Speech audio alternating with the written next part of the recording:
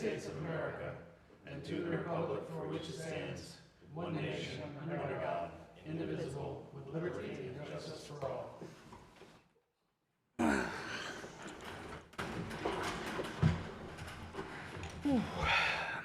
First up, we have review of the minutes from May 6, 2026 and May 11th, 2026 regular meetings. Any questions, comments, concerns from council? Oh, my bad, roll call.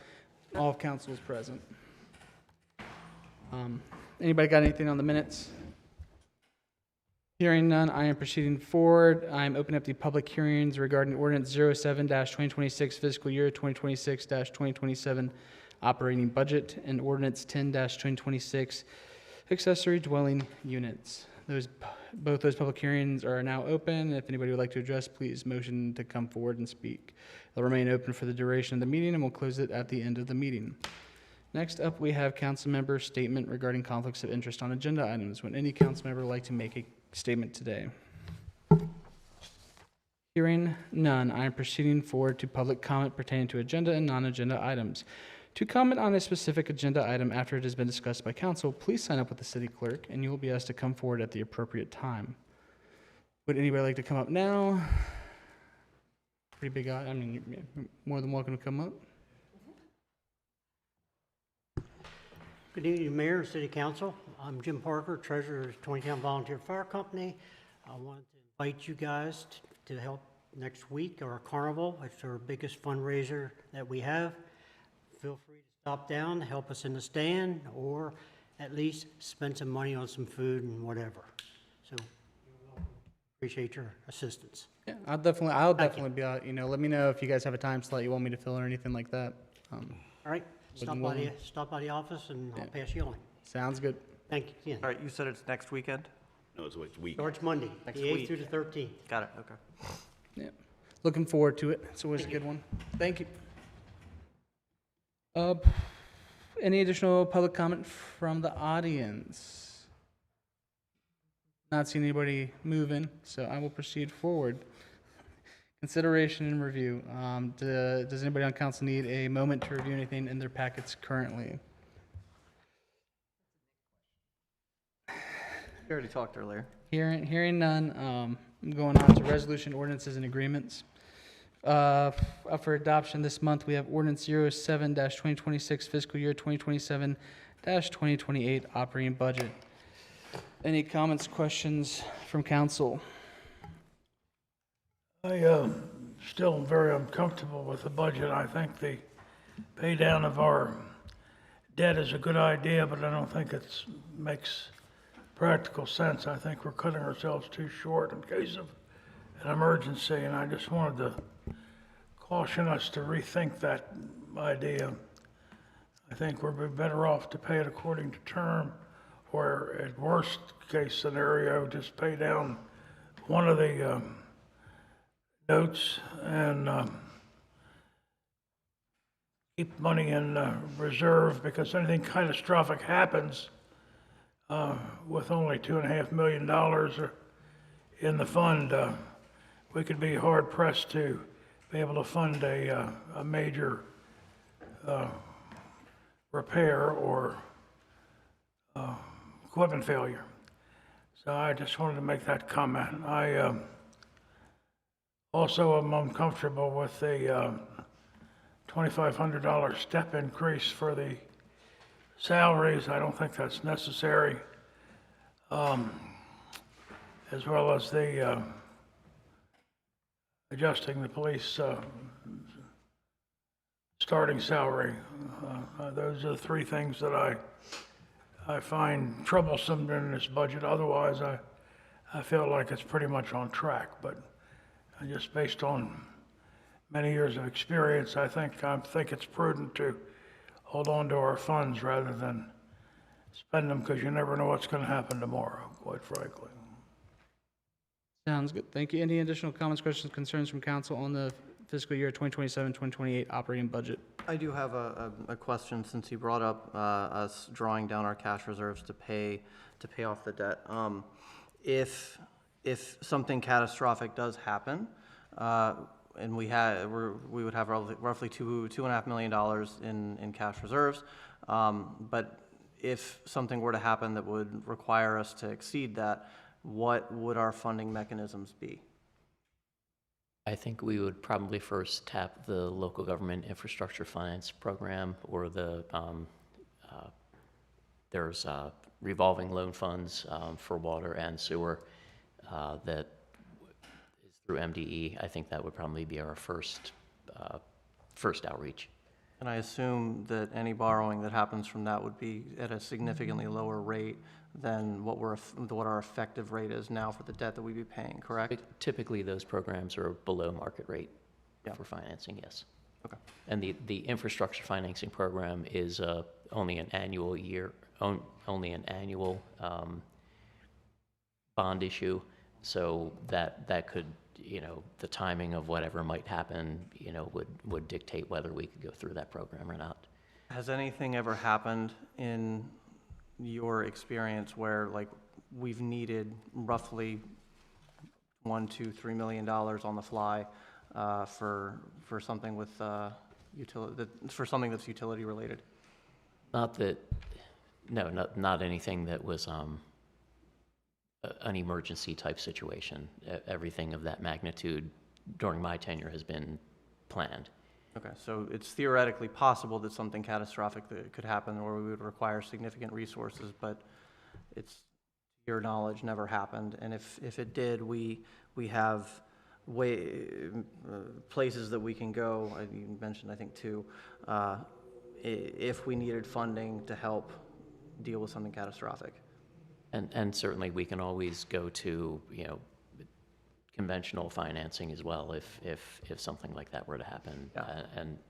I'm imagining, I don't know, not to be doom and gloom, but, an attack of some sort That's going to warrant a state response as well. would- And that's my thing, is anything real catastrophic or emergency, more than likely, we're not going at it alone as far as recovery goes. So,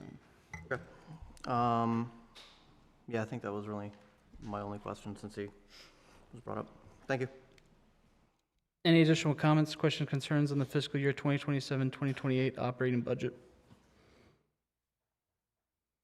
Hearing none, I am proceeding forward to ordinance 08-2026 bicycles. Jim, this is the same thing we had from last time, right? I don't think we So received any on- submittals. On the table, Lieutenant Castellar shared some suggestions with me this afternoon, and I did a track changes version, so there's a couple sections on Section 2, a couple changes in the red text with the, basically, it's just consolidating things. I don't have, It's on the. You mean on like the corner. subsection, like section 1 subsection? Because there's no section 2. It's on the page, back page, flip it over. Right there. Oh, okay. So it's Section 2, enforcement of helmet requirement, is just basically streamlined a little bit. Still technically don't have a section. And from the staff and department perspective, this is contrary to what this version has, but, we would like to see some ability to escalate for recurring violations. But I understand that wasn't really the intent of the way it was drafted here. So if you're willing to kick that idea around a little bit, this could change further, but as written, we thought some streamlining would be in order. Sure. And then the other thing that changed from what you saw last time is The 90 days. changing the 180 days for unclaimed bicycles or electric bicycles to 90 days. So 180 days just seems excessive from a practical standpoint. So it's a long time to sit on a bunch of bikes.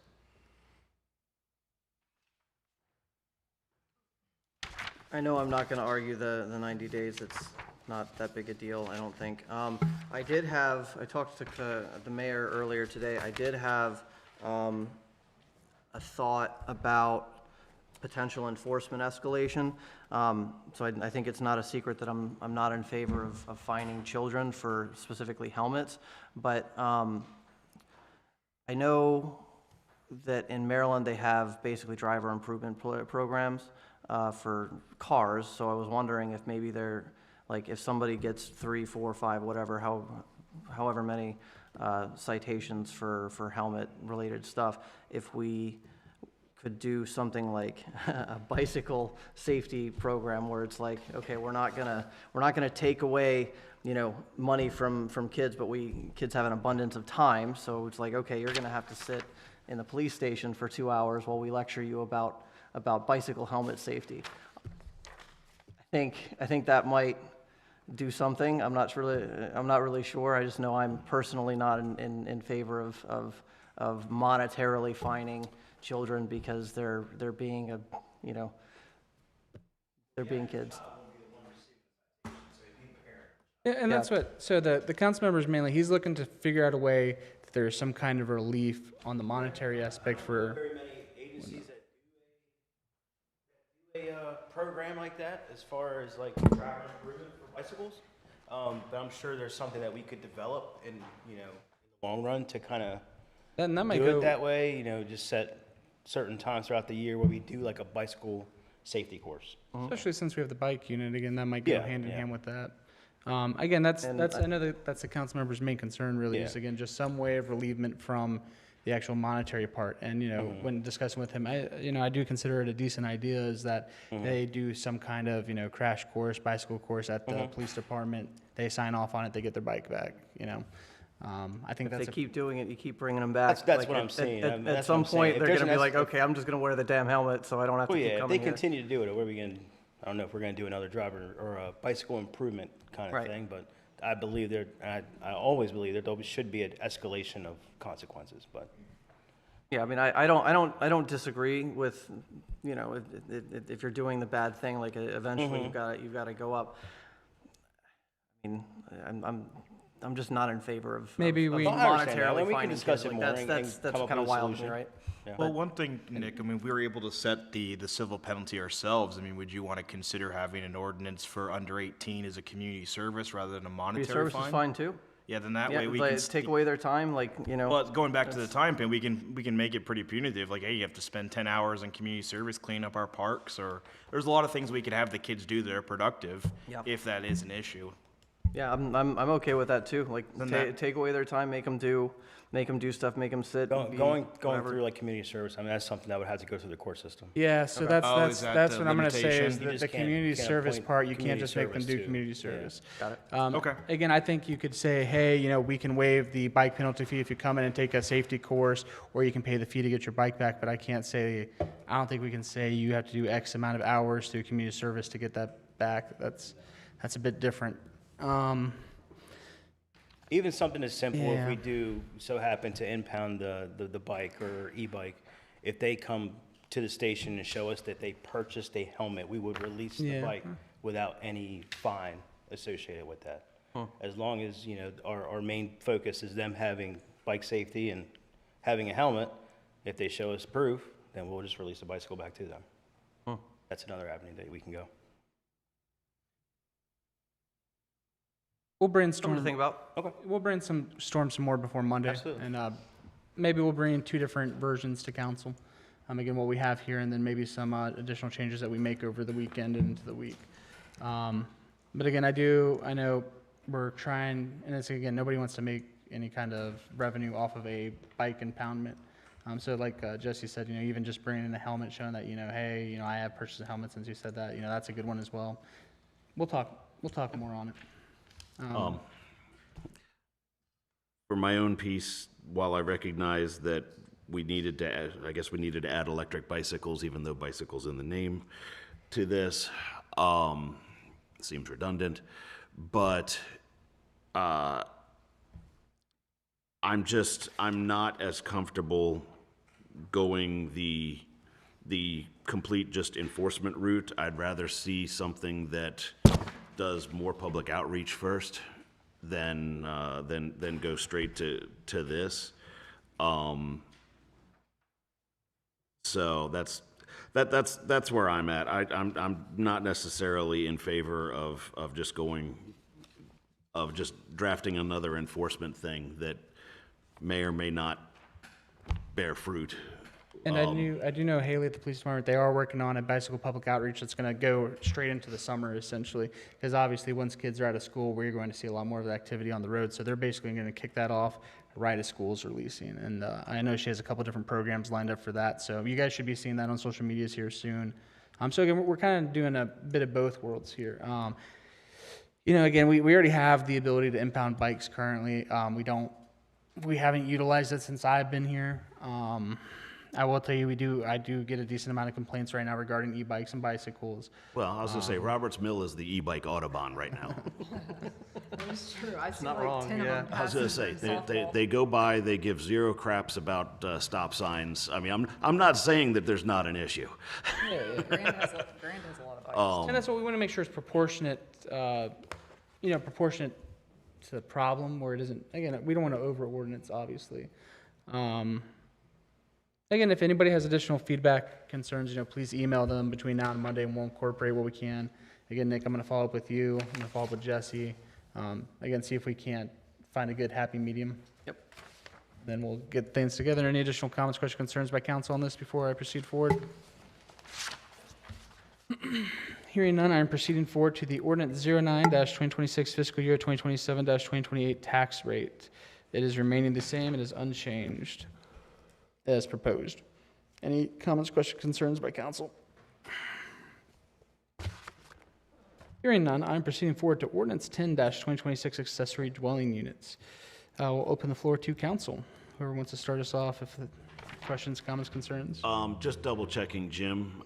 This just brings us in line with the state, the new state regulations on ADUs, or? As written, yes. That's the intent of the ordinance, yep. Okay.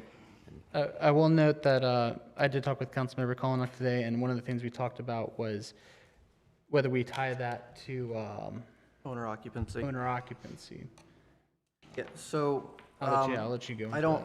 I don't have a super strong feeling either way, but since we're talking about ADUs, I know an issue that some places are tacking on to this is tying it to owner occupancy to keep people from going and buying, single-family homes, chopping them up and basically turning, parts of a block or block into rental units and thereby kind of changing the nature and I guess character of the development.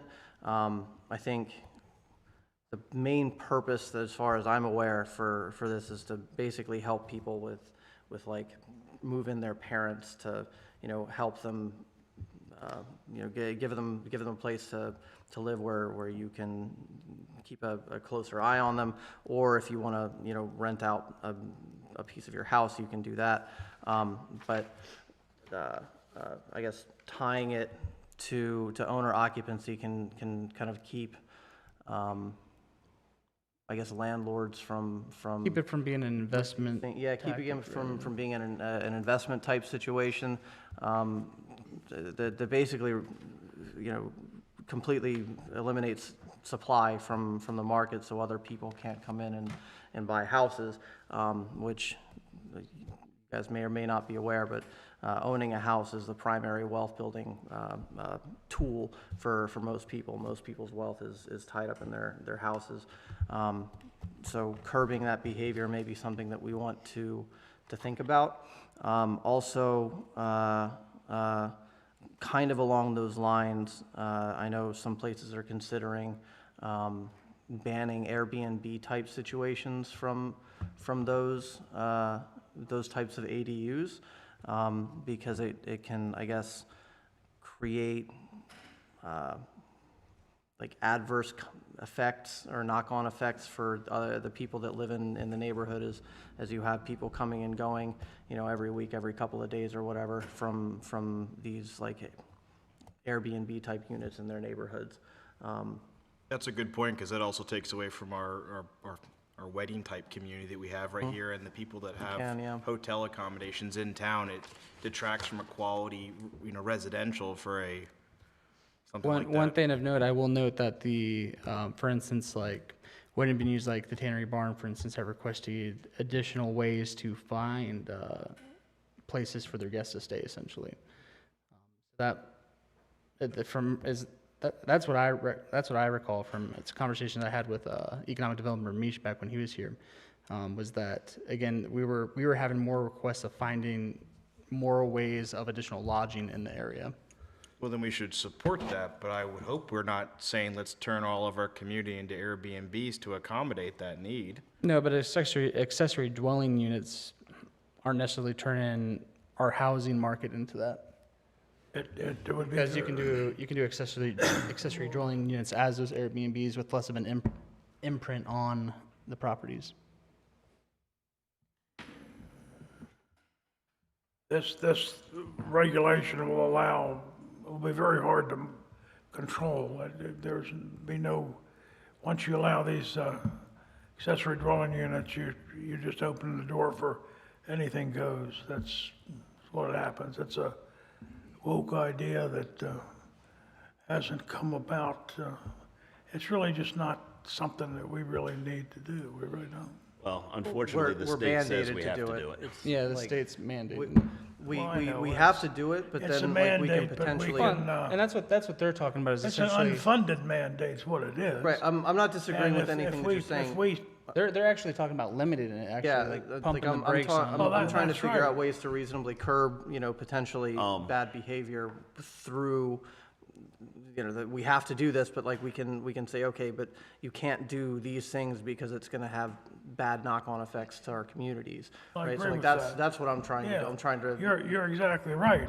But I know it's a mandate. I know we can't do anything about it because other people are in charge, not we aren't. So we need just to make it as effective as possible for the citizens of Taneytown. I would, my 2 cents on this is I would not ban rental outright, just because No, I was saying Airbnb specifically. I get that, but it sounded, at one point it sounded like we were talking about no rental at all. Just because one of the things for these ADUs is to set up starter housing, for lack of a better term.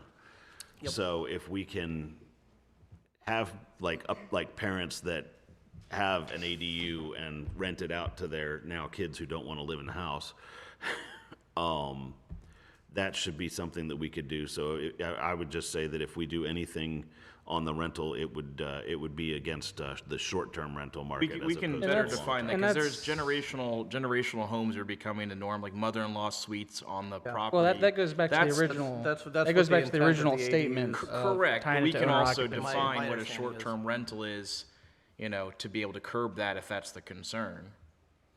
That's something that we have failed to address, and we really need to address it. There's commonplace. I mean, that the Airbnbs are unrestricted in most jurisdictions, ours included.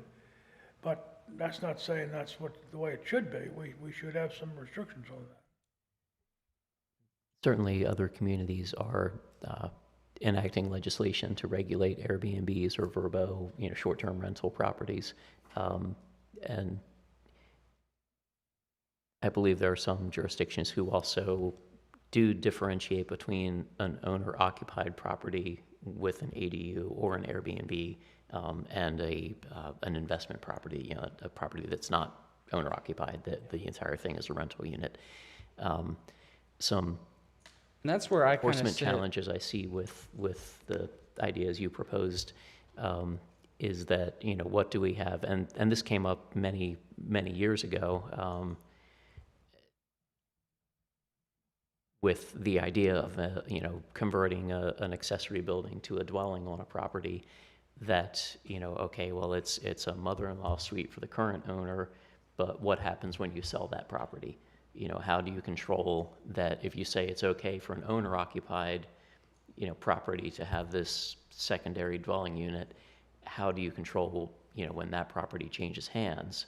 Do you now say, okay, you can no longer have that apartment or that second dwelling, because No, you're not. I think it I would think it's carry still on to saying the- you can I use it think with the it's- owner, Yeah, I as long think as you're it would owner carry to the next person. occupying. So like if you had that, I buy your house, like I could still have that ADU as long as I'm living as on you- as long as it's at the house that owner-occupied I bought property. from you. So Like, you're that's- limiting my resale market if Well, I'm and see, this is- that owner.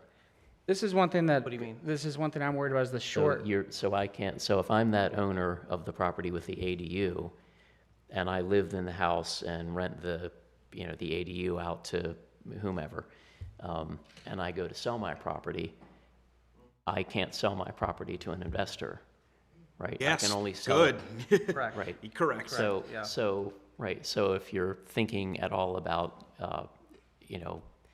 the rights of property owners, that's a pretty big burden. So I think if you're entertaining something like that, it needs to be very clearly incorporated, on the front end so people know what they're getting into, so that, if they believe that they're creating value to their property by adding an ADU, and there's going to be a serious limitation on the potential resale of that property, people need to know that up front. So that is one worry I have. Again, that's why going back to the owner occupancy, I'm fully in support of. My only worry is limiting then what the owner occupancy can do with that property, because that is a property rights issue. Again, it limited into where they can't do the owner occupancy can't do a short-term rental with it, can't do an Airbnb with the ADU. That's a bit odd to me okay, from I an see what you're owner, saying, yeah. from a property ownership perspective. I get I think the intent of some of it there, but yeah, and certainly, the idea of regulating the short-term rentals, is fine. And yes, unless we have some sort of a,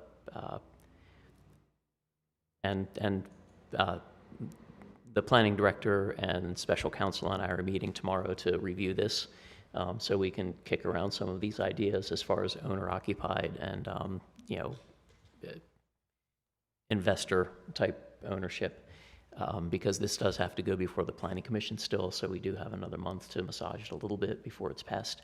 But I think that we may be looking at really a different issue associated with this, and that is our lack of any kind of rental licensing or rental registration. So we have no formal record of what properties in town are owner occupied and which are rentals and so on. So I think that before we can regulate accessory dwelling units, we need to come up with something that's a little bit bigger picture as far as how we're going to On a control, regulatory what's framework, an administrative framework, basically. right, is that what we you're need to saying. come up with some rental framework and that has been talked about off and on for many, many years. Can't we check with those who have homestead exemptions with their property taxes? You could go and ask that and pull up any address and it'll identify whether it's a primary residence or Well, not. that's very true, but that's also inaccurate. it's. I mean, I'm you gonna know, tell you that's super. Accurate as it can be. I'll put it Right, that we way. run into a lot of situations where we're approaching a property believing it's owner occupied to find out that it's a rental and, the owner moved out 18 months ago and never updated the tax records to reflect that. So it's very, It's very fairly common. common. Sure. I mean, Well, that also seems To- like a to his problem point, in though- itself, because then there's tax revenue that's being under collected. It is, and that's why yeah. That's why Jim's talking about the registry part of It's it all. talked about all the time. yeah. But I think, to- I think to a Mr. registry McCarron's would point, though, kind of like, go along with. the system, I think, does a pretty good job of helping us identify. It's not going to be perfect. I mean, nothing will ever be, but I think your main point, though, is that there's something that exists that you can look to see if it falls into this category. Even if it's 60, 70% of the way there, it's better than nothing, I think, is maybe what I might say, to help start that framework, if that's what we're talking about. I mean, am I wrong? Like, that was, I felt no, like that was. I mean, You're right. I get what I certainly get what Council Member McCarron's saying. I get the usage that you can get out of that, but I think you're going to fall short on the enforcement aspect. Oh, of course, And because we're so that's- small, yeah. Yeah, and this is kind of the problem we have every time with the cycle of it, right? We do some legislation, but the problem then falls into the enforcement aspect of it. I think Jim's again, we've been kind of working towards changing some of that, in that we're putting the framework in there for enforcement And kind of what Jim's talking about is that rental registry to be able to do a more accurate enforcement towards it, I'd say. Because again, at that point, we are requiring them to register the rentals. Again, my biggest thing is I just don't want staff to be burdened with something that is much harder to enforce than might be. Yeah, I think that's a fair concern. Is there a way to get that framework drawn up? Yeah, we can start working on it. If that is council's directive, staff can start working on it. Because I think that's probably going to be the best plan, because that way we're relying on our own in-house database, and we know the stats of our own town at that point of what's rental and what's not. I think that might be the best plan to start. If there's capacity for it, yeah, I think so too. I think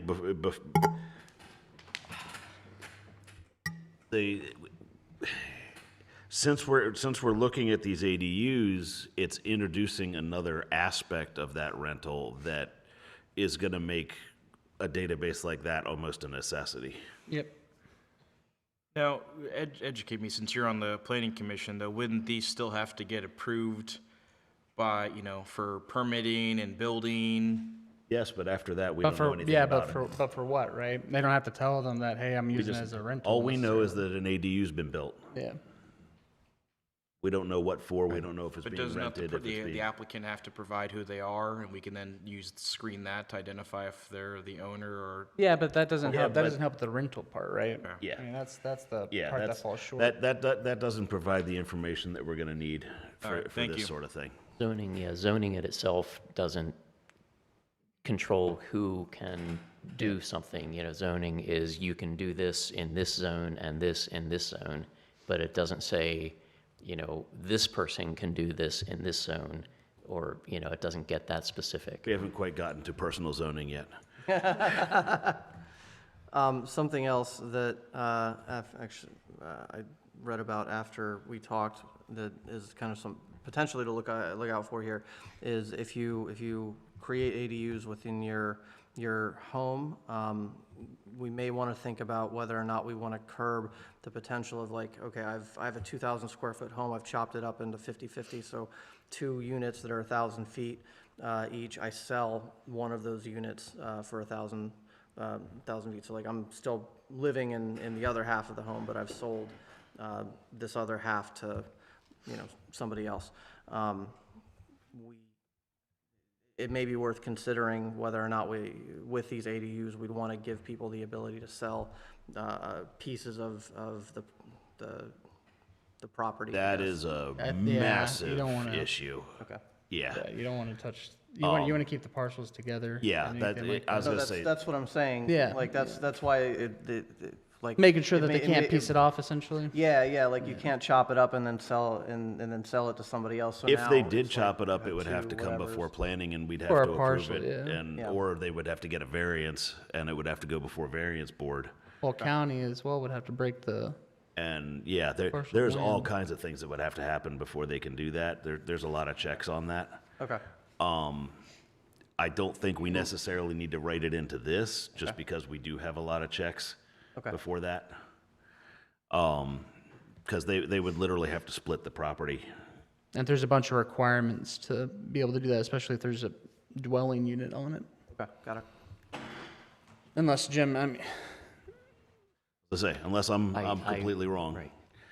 I don't know enough about the logistics. I was just if that's a possibility, we might want to think about whether or not we want Like to a curb that. backdoor duplex, essentially. Yeah, Right, basically, that's- no, yeah. that's that's what what I'm we wouldn't talking want, about. right? Yeah, Is or basically you're selling a condo, right? well, okay, I'm not they'd against also condos, but is that what this is supposed to be? I don't know. they need a deeded Code- right away of road and Code-wise, all. right, Like code-wise, say it's a duplex. any, There's plenty of- any creation of a new lot would be a subdivision process. I'm not saying that that somebody might not come up with a way to work around that in certain circumstances where, for example, a property was not created by a plat. There could be an instance where somebody could do a deed modification even though, our code says every subdivision has to go before the planning commission, and go through this minor subdivision process, I'm not saying that that's airtight. Somebody might be able to find a way to work around that, work the system. But generally speaking, it would be a subdivision process that would go before the planning commission, and they would have to meet the, parameters of the code, like lot size and all of that. So this ADU ordinance doesn't really lead down the path of somebody legally being able to subdivide their property, based on, I'm going to keep 2/3 of the house and, sell off 1/3 of my house as a separate dwelling unit. While I can't sit here and promise it could never happen, it is highly unlikely. And we have had individuals who have wanted to subdivide semi-detached homes that were built many years ago that eventually gave up the thought of doing that because of the building code related regulations, to do so. So it can be quite a process to subdivide an existing lot. And an existing building could be even more challenging. Yeah, because I think the latest one that came before us was there was a lot on Baumgardner between 140 and Roberts Mill coming in on the left. There was a lot and one lot, and they wanted to subdivide it into two, so that had to come before us. We had to see the plans. We had to see the whole kit and caboodle. And even the one I was thinking of was an older home that actually had been built as a semi-detached, as 2 dwelling units, but it was on one piece of property. Yeah, never separated. And the way it was built, the plumbing wasn't, completely isolated from one side of the house to the other. It didn't have separate service lines. It didn't have separate sewer lines. It didn't have, completely isolated electrical circuits, and it just became daunting for the homeowner to, go through all of that to be able to sell, half of the house off. So it kind of almost goes back to your owner occupancy. Your average owner occupant's not going to be able to, probably not going to go through a process like that, right, to try to get an ADU off their property. Maybe, if you're an investment firm, I don't know, somehow you could make the finances work to go through the process, and I'm not sure. But again, I really am in favor of the owner occupancy part. I think that does tie it a bit more. We just we're gonna do some talk on what that really looks like. That doesn't go too far. Yeah, you said you're already meeting with Gallo about this, so like I don't even know if that's legal for sure. I'm not sure if that would still fit within the state's Yeah, their new parameters requirement. for it. Yeah. And that's kind of my worry is, again, their thing is to really preempt a lot of what we can even say on ADU. So run it by the attorney, and let's see what they come back with before we get too far in. Any additional comments, questions, concerns by council? Ordinance 10-2026 is accessory dwelling units. Hearing none, heading forward to Resolution 2026-04, Capital Improvement Program for fiscal years 2027 through 2032. Any additional comments, questions, concerns by council? Hearing none, proceeding forward. I'll just comment if I could. The planning commission did make a yeah, I was favorable gonna recommendation at their May meeting. Good catch, good catch. Proceeding forward, Resolution 2026-05, fee schedule for 2026. Did we adjust anything in this? I don't think we did, right? Not this year. I know we talked about a couple different things, but We had never officially adopted one last year. did we not? Yeah, that sounds So the existing schedule that's up on the website is actually out of date because it doesn't reflect the Here, yeah. 5% water sewer rate Reduction. reductions. So Saw that too, yeah. Any additional comments, questions, concerns on the fee schedule for 2026? Hearing none, proceeding forward. Resolution 2026-06, retiring utility fund debt service. This is the one that you just added, right? Correct. For the, this is what allows the payment on the debt service for the water and sewer loans. We're paying off, what, 2 notes, right, Jim? right, water infrastructure financing, drinking water bond, and the Community Development Administration infrastructure loan refunding. And that's part of what balances the current budget, just so everybody's aware. Correct. And, sorry, can you remind me the cash outflow to pay these off? I did not put them in the resolution because we didn't have the exact dollar figure. Ballpark, like 3.5? It was. I think it's in the minutes. Yeah, it was close to, I thought it was like 3.6, 3.8 maybe. That sounds like what I kind of remember. Okay, Yeah, that sounds, Yeah. that sounds about right. Yep. I don't remember the exact number, but it sounds, Again, this is just basically giving us the authorization to make that payment. Yep, So yeah, yeah. I will look for that figure while we go on. if the budget is passed to incorporate the paydown of two loans, would be $2.877 million. Actually, oh, that's right, because we make the payment at the end of the year. Yeah, okay. So it is 2.877 for the two loans. Okay. Jim, I'm not sure if you have the number in front of you, but did you want to reiterate how much that leaves us in reserve utility and regular utility? It's okay if you don't. That I'm pretty sure is in the minutes. Is it two? I wrote down think we- 2.77 million for reserves when I asked that Yeah, one last right. time. because Sounds we should about right. we should still have some in reserves and we have some in regular utility fund as well. So we should have a combination of both. Because the regular utility fund is essentially what we use for the day-to-day operations of paying the bill. 2.877 million, right? And in the utility, right? Yeah. Is the cash outflow, that's the payment, We correct? recognize the amount that would remain in the utility restricted fund reserves if the budget is passed to incorporate the paydown of the two loans would be 2.877 million. Oh, that's right. I read that wrong. There we go. So what was the pay down then? Was it the 3.6? I don't remember off the top of my head. I'm too tired. If you just want to double check for Monday, we'll go over those I mean, numbers. you can send me an email too, like it's fine. Yeah, if you just want to send out a broad email to council, Okay. just to reiterate what's going on there. Any additional comments, questions, concerns by council on resolution 2026-06, retiring utility fund debt service? Hearing none, proceeding forward to the city manager report. Jim. Okay, so as well as talking about the ADU ordinance with special counsel tomorrow, we're also going to be reviewing the site plan chapter to get the legal take on things. Again, that chapter is a significant departure from the existing process, so there's a lot to really talk through with that one. So we'll be working on that tomorrow, as well as making sure the ADU ordinance is good, and we'll certainly pose the questions about owner-occupied versus investment properties on that.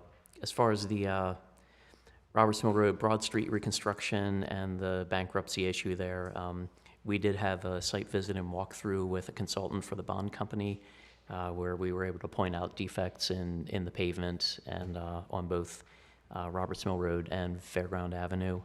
The consultant requested some additional information, project plans and inspection documents and things like that. And CDM Smith has, since this was written, CDM Smith has provided those to the consultant.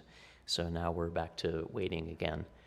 But this is at least some progress. You know, they've sent somebody out to take a look at it. And I think it's pretty clear that there were some defects. So we're cautiously optimistic. Lastly, Memorial Drive Water Service, that is moving ahead. They're making pretty good progress on connecting the existing service lines to the ductile iron main and getting them off the transite main. Things will probably slow down when we get to running some new lines up, and I can never remember if it's Maple or Cemetery next to Grace United Church. There's going to be a line that runs up the alley that's perpendicular to Memorial, and then we're also going to extend the water main up Church Street right up to the state highway right of way. So that way we'll be able to complete another loop at such time that we have some reason to go into the state highway right of way, whatever our next big water project might be there, or if there's a road project or something that's going to cut the road anyhow, we'll basically have the new main right up to the point where we can make that connection fairly easily. But until we have some reason to go cut up the state road, we are not going to do that. So we're going to go right up to the edge. Very much like those who have been around for a few years might recall, a water main was installed in Riffles Alley, and we did bring it down next to the fire company, but we didn't connect it to Baltimore Street, which ultimately is what we want to do, but we really want to avoid going into the state highway right away and cutting the state highway open if we can avoid it. So basically, we go right up to that, and then the next time the road is dug up for some reason, we'll have a very short section to do. So that's what's going to happen to Church Street. So that's really all that I've... Jim, there's one thing, I'm not sure if you want to touch on it. DARA received, we received a formal DARA, right? I didn't know if you wanted to talk about it or not. But. Yes, we have received a formal request to develop a development rights and responsibilities agreement with the Mountain Brook Farm developer. So we've been having conversations with them, of an informal nature, but officially they are supposed to petition the council for a DARA. So.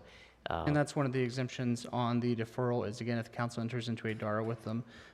One thing I will note as well is that at the later part of the month, me, Jim, and Attorney Gullo have a strategy meeting that's going to encompass some of the deferral aspects. And again, where we're going to go forward as far as the work group and stuff for the deferrals. But again, this is part of that DARA work there, and staff have it and staff are reviewing it. But it's up to council whether they want to enter into that agreement. So once staff have reviewed it, once legal has reviewed it, it'll be before council. And that is an exception to the deferral, is if council accepts the DARA. But just be aware you are not made to And accept the DARA. that request will be on next month's agenda. It came in after our Yep. submittal deadline. So they're gonna send us a DARA, or they're gonna ask us? They have. if- They're basically going to ask if council Need to enter into is interested in pursuing a DARA. And I have a couple of fairly hard red lines that, Fair, we can of talk about that. whether that would, And whether I would recommend that's why I wanted it to or give you not. guys a heads up. Just start thinking that is coming. Because again, that does tie into our deferrals that we did earlier. Yeah. And Will, one of will we the, know what they're gonna put in the DARA, or beforehand, or is this them basically just asking, hey, would you guys even be interested in entertaining us talking about this? Like, what does this mean exactly? well, the first step would be getting your concurrence that yes, we're interested in pursuing a DARA. At that point, the It goes back and forth negotiations, the talks, continue, but I guess in a more formal way. Right, The developer has certainly expressed interest in developing a DARA. We certainly would like to see a DARA on this project in particular because of the major implications infrastructure regarding it, yeah. impact of it. So, we've been moving forward, I suppose, with the assumption that we're going to use a DARA for the project. Certainly there is a requirement that in order to enter into a DARA with a developer, there needs to be a public benefit to do so. Yep.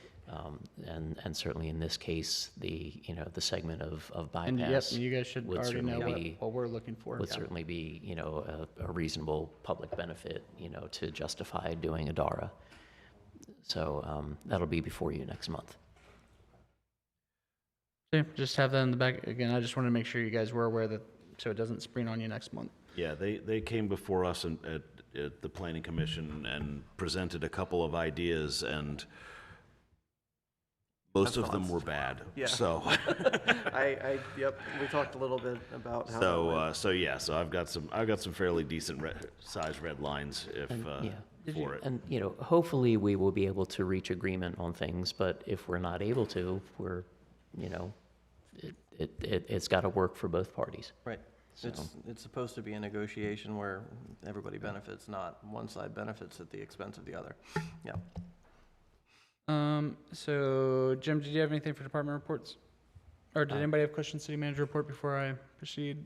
I had a couple of questions about water stuff on DPW. So I Let- remember, One second, do you have anything department reports then? Like any- Nothing specific to nothing highlight. specific? Okay, you're good to go then. yeah, so I remember Kevin sent, a strongly worded email about, I guess well levels were pretty bad before Memorial Day and all the rain.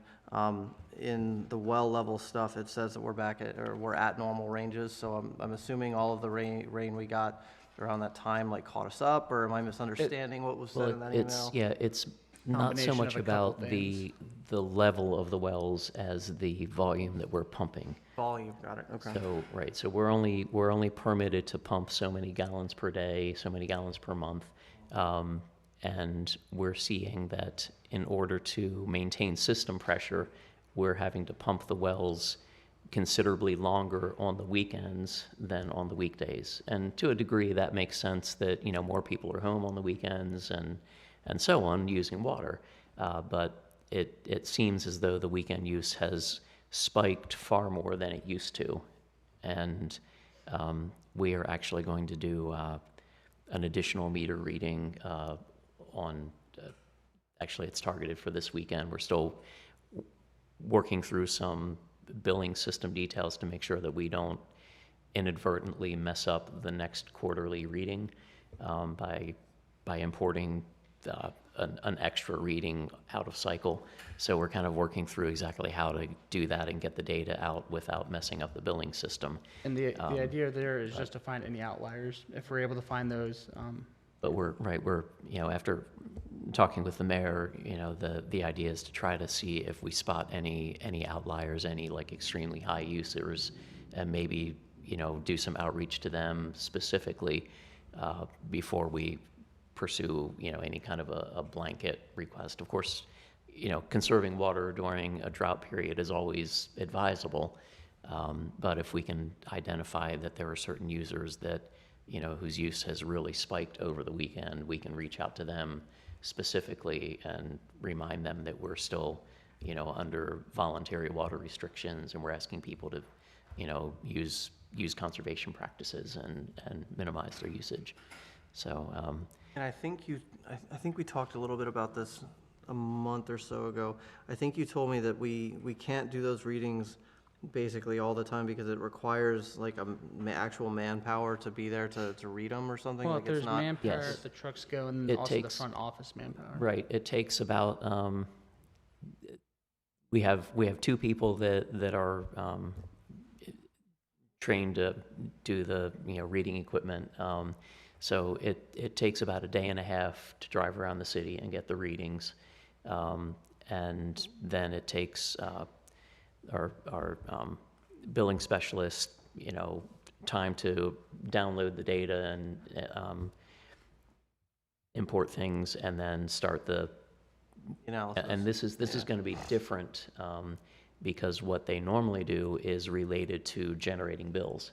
So we have to kind of come up with a little bit of a different process on how we import the data from the reader without messing up the quarterly billing, because as you may recall from your water bills, it's got the previous meter reading on there, and then the current meter reading, and then the difference is the gallons used and what you owe.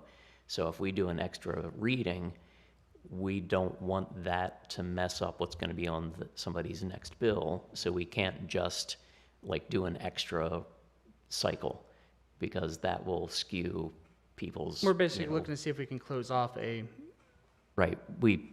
yeah. We need to figure out how to get the data imported into like an Basically, Excel format or yeah, something you without. isolate it. You want to ring fence this read Right, so that it doesn't right. affect other things, right? And it's I not get what something you're we've doing. done I get before, what you're so cooking. we're Yeah. trying to be cautious and make Yeah. sure that we don't inadvertently mess anything up with, with anyone's billing, so. Right. So that, we're working on that, and, we're hoping to do readings kind of to bookend this weekend. Not sure what the weather forecast is. Last weekend, with it being a little bit cool, we didn't see the spike until Sunday when it got, warmer than it was on Saturday. But the pumps ran longer on Sunday once it warmed up, And I want which council to which be- usually indicates more outdoor type usage. Sure.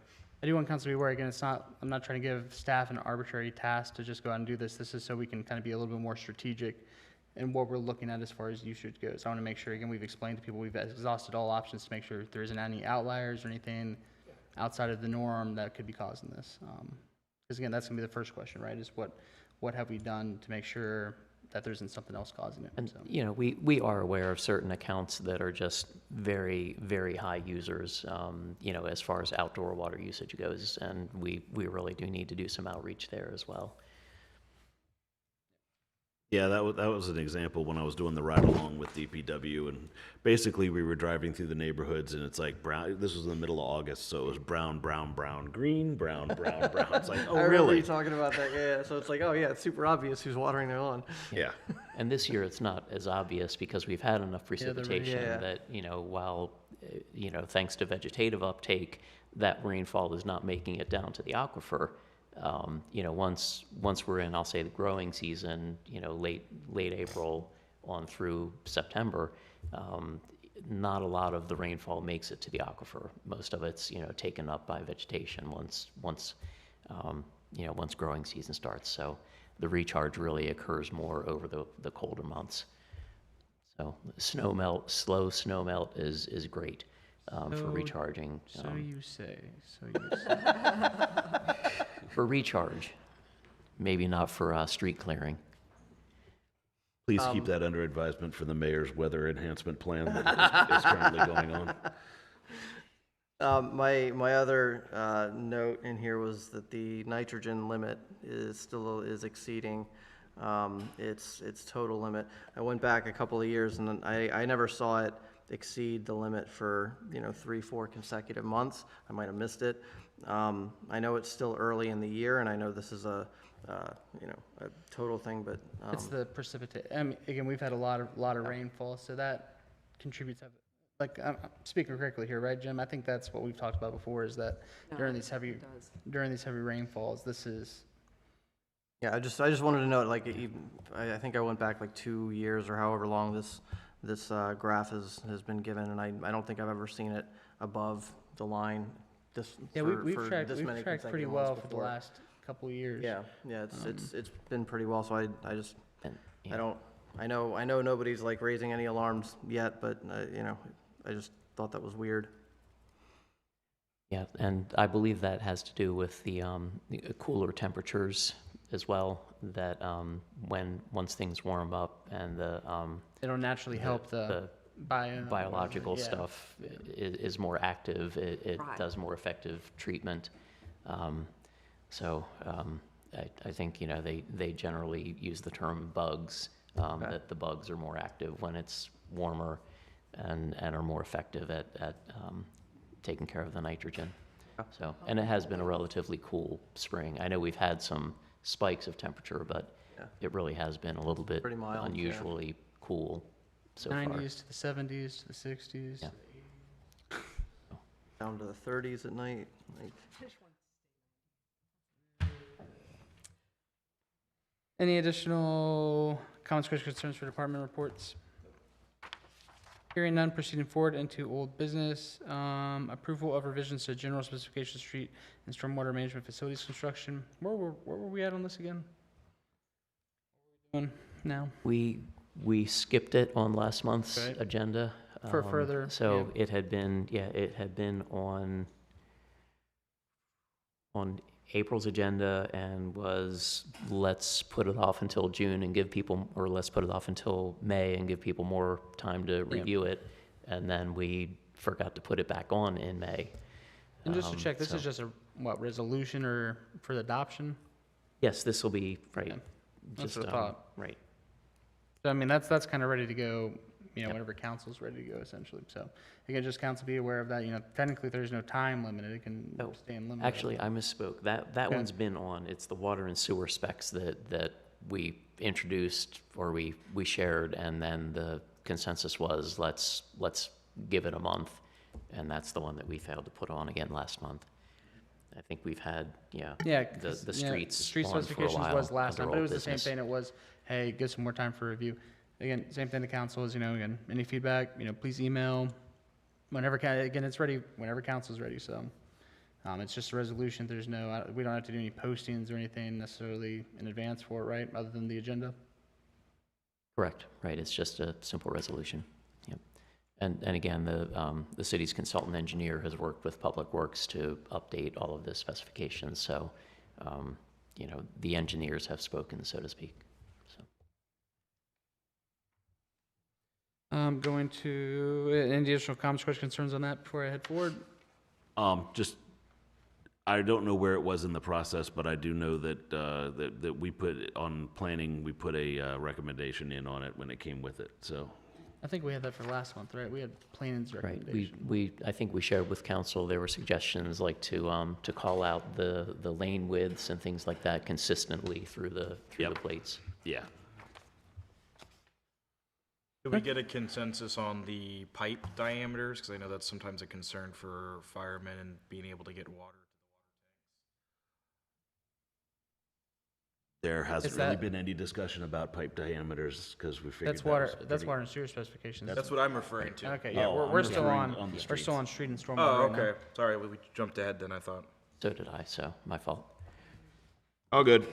Any additional comments, questions, concerns on revisions to general specifications for street and stormwater management facilities construction?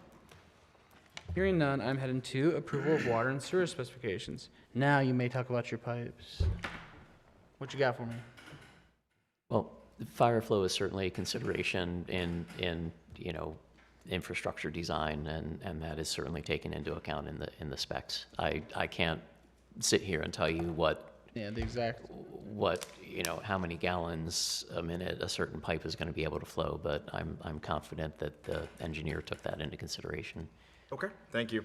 Yep.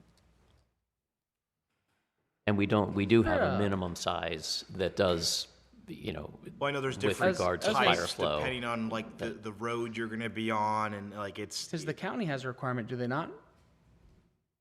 I thought the county has a requirement that we have to meet Well, I was unaware of that requirement. for the, maybe it's, It may be a state requirement, maybe. as far as, I thought there was a certain, there's either a flows. certain pressure or flow that we have to meet. I don't know, there's something related to fire. Okay, I can just get, know I that can get some matters on- information on Yeah. that for Monday. just, Now, I don't expect us to hopefully have any major multi-ladder alarms, but I know that does matter when you have multiple water trucks that are needing water. If you have, you know, it Yeah. doesn't matter what the gallons per minute for pressure is, you need width to be able to handle water. and that's what we heard something, and this is just something I've heard on my end, is we heard something where, you know, somebody came out to examine like like sprinkler systems here, and one of the comments was the town doesn't have enough pressure for the sprinkler systems for the fire. But again, when our guys came out and tested it, the pressures came back fine. Okay. So far, our system is adequate for the current fire needs, even if you're adding sprinklers, as far as I'm aware. Yeah, it's not unusual for us to be asked to do a pressure test at a certain location around town, and what we'll typically do is get the pressure at a hydrant on, usually we'll do it on either side of the property that's in question. If somebody's looking at developing or engineering a fire suppression system or something like that, they'll want to check the pressure in the system at that location, so it's a pretty routine thing for us. So all new houses have sprinklers now? And yeah, everything built in Carroll County Has is sprinklers. residential, yeah, uses are sprinkled now. Thank you, Jim. Any Everything's flat. any additional comments, questions, concerns on approval of water and sewer specifications? Hearing none, I am proceeding forward to the two charter resolutions. Again, those are just placeholders, so I'm gonna go. Does anybody have any questions, concerns before I skip them? Skipping them. New business, monthly financial report, questions, comments, concerns by council. Hearing none, proceeding forward, accounts payables, questions, comments, concerns by council. Hearing none, proceeding forward, approval of special event permit, Good News Club, Roth Avenue Park, June 29th through July 3rd, 2026. Questions, comments, concerns by council? This is movies in the park, right? No. That's the Lions Club, isn't it? That's the good, Minute Good Faith. Oh, What is it? I know. The- I can't remember what it's the called. one in the Memorial Park. Yeah. You know what I'm talking about? Yeah, is that, remember what it's I want called. to say like the Minute Good, Christian men or men of faith or Men of something Yeah, like I that. was gonna say, Yeah, that one. that's why I was confusing it. yeah, it's not This is Roth Avenue Park. I mean, did you have any details on it, Jim? I'm not too familiar with it. It's just what's in the packet. Oh, it looks like it was written in Yeah, crayon. I can't read that. It's, that handwriting is as bad as mine, so. They are, it sounds more like a,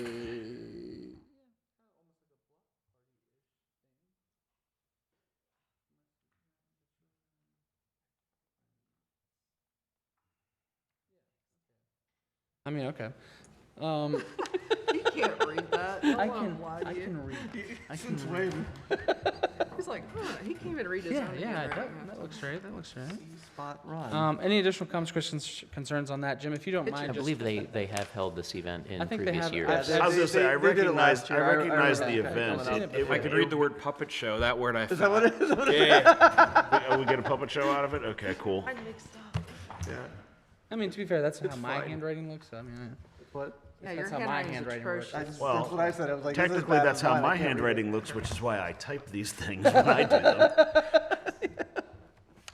any additional comments, questions, concerns on that before I proceed? The penmanship standards of CCPS. That's my More of like concern. the fax machine. Proceeding forward, Head Start lease. Jim, did you want to give additional dialogue on what we got going on there? Yeah, we actually did increase the rent to $100.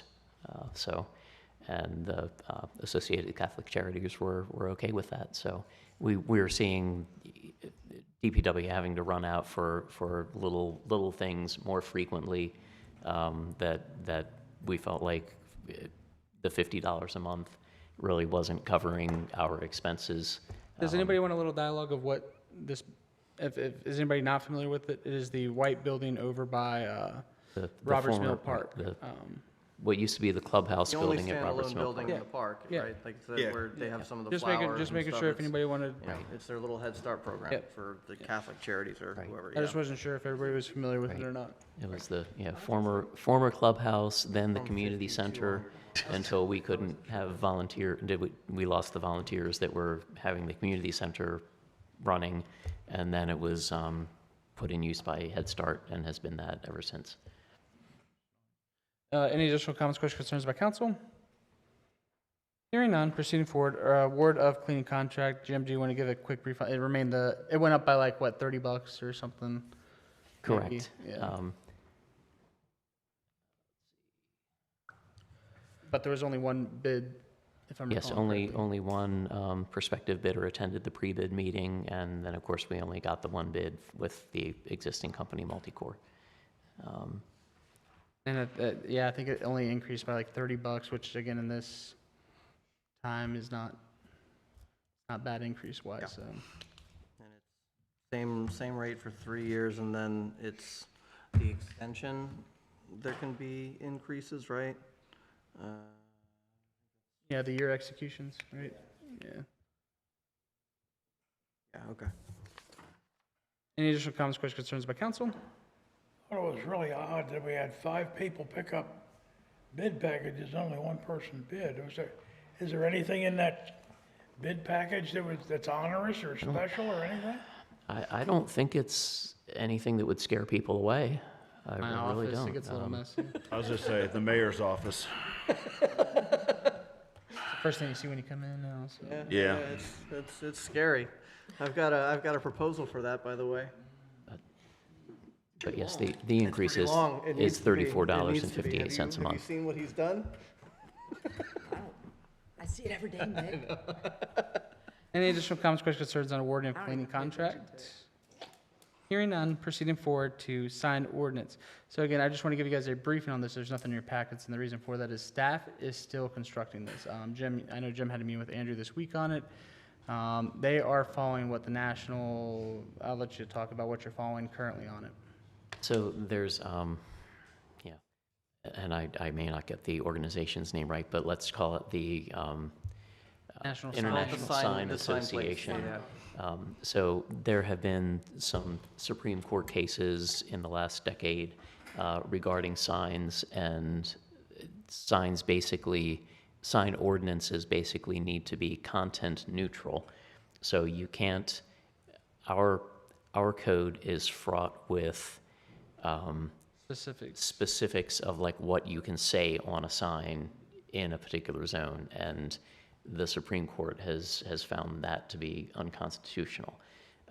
So our code, for example, allows off-premise signs for community associations, things like we say, you know, Little League, soccer, they can do off-premise signs to alert people when it's, you know, sign-up time for the, you know, next season. Community organizations can do off-premise signs to promote events, you know, whether it's the Lions Club pancake feed or, you know, the fire company's pit beef sale or whatever. You know, they can get basically a free permit, get permission from the property owner, and put a sign on somebody else's property. Well, that's content-based because we're saying that this group can do it and they can say this on it, but then we, you know, don't allow commercial speech in that same scenario. So our code really needs some updates as far as becoming content neutral.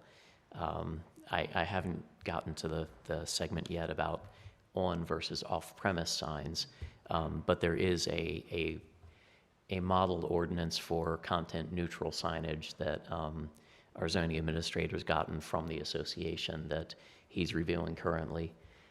But you know, some of the things that we've talked about just in terms of what we hope to achieve with it, in addition to striving for it to be content neutral, is to relax the downtown business restrictions a little bit on signage to maybe be somewhat similar to what we do in the general business, where basically the bigger the building, the bigger the sign you can have. So there's kind of a proportionality to it based on the particulars of the site. You know, initially I had thought that we wanted to speak to political signs, but then you get back to that content neutral piece, and that becomes quite a challenge then, because you can't treat that message differently than some other message. So that's something that needs to be taken into consideration as well. You know, signage came up during the last election as to why the city wasn't enforcing campaign signs. And historically, we've steered clear of doing that. But I mean, there's several examples of municipalities being sued.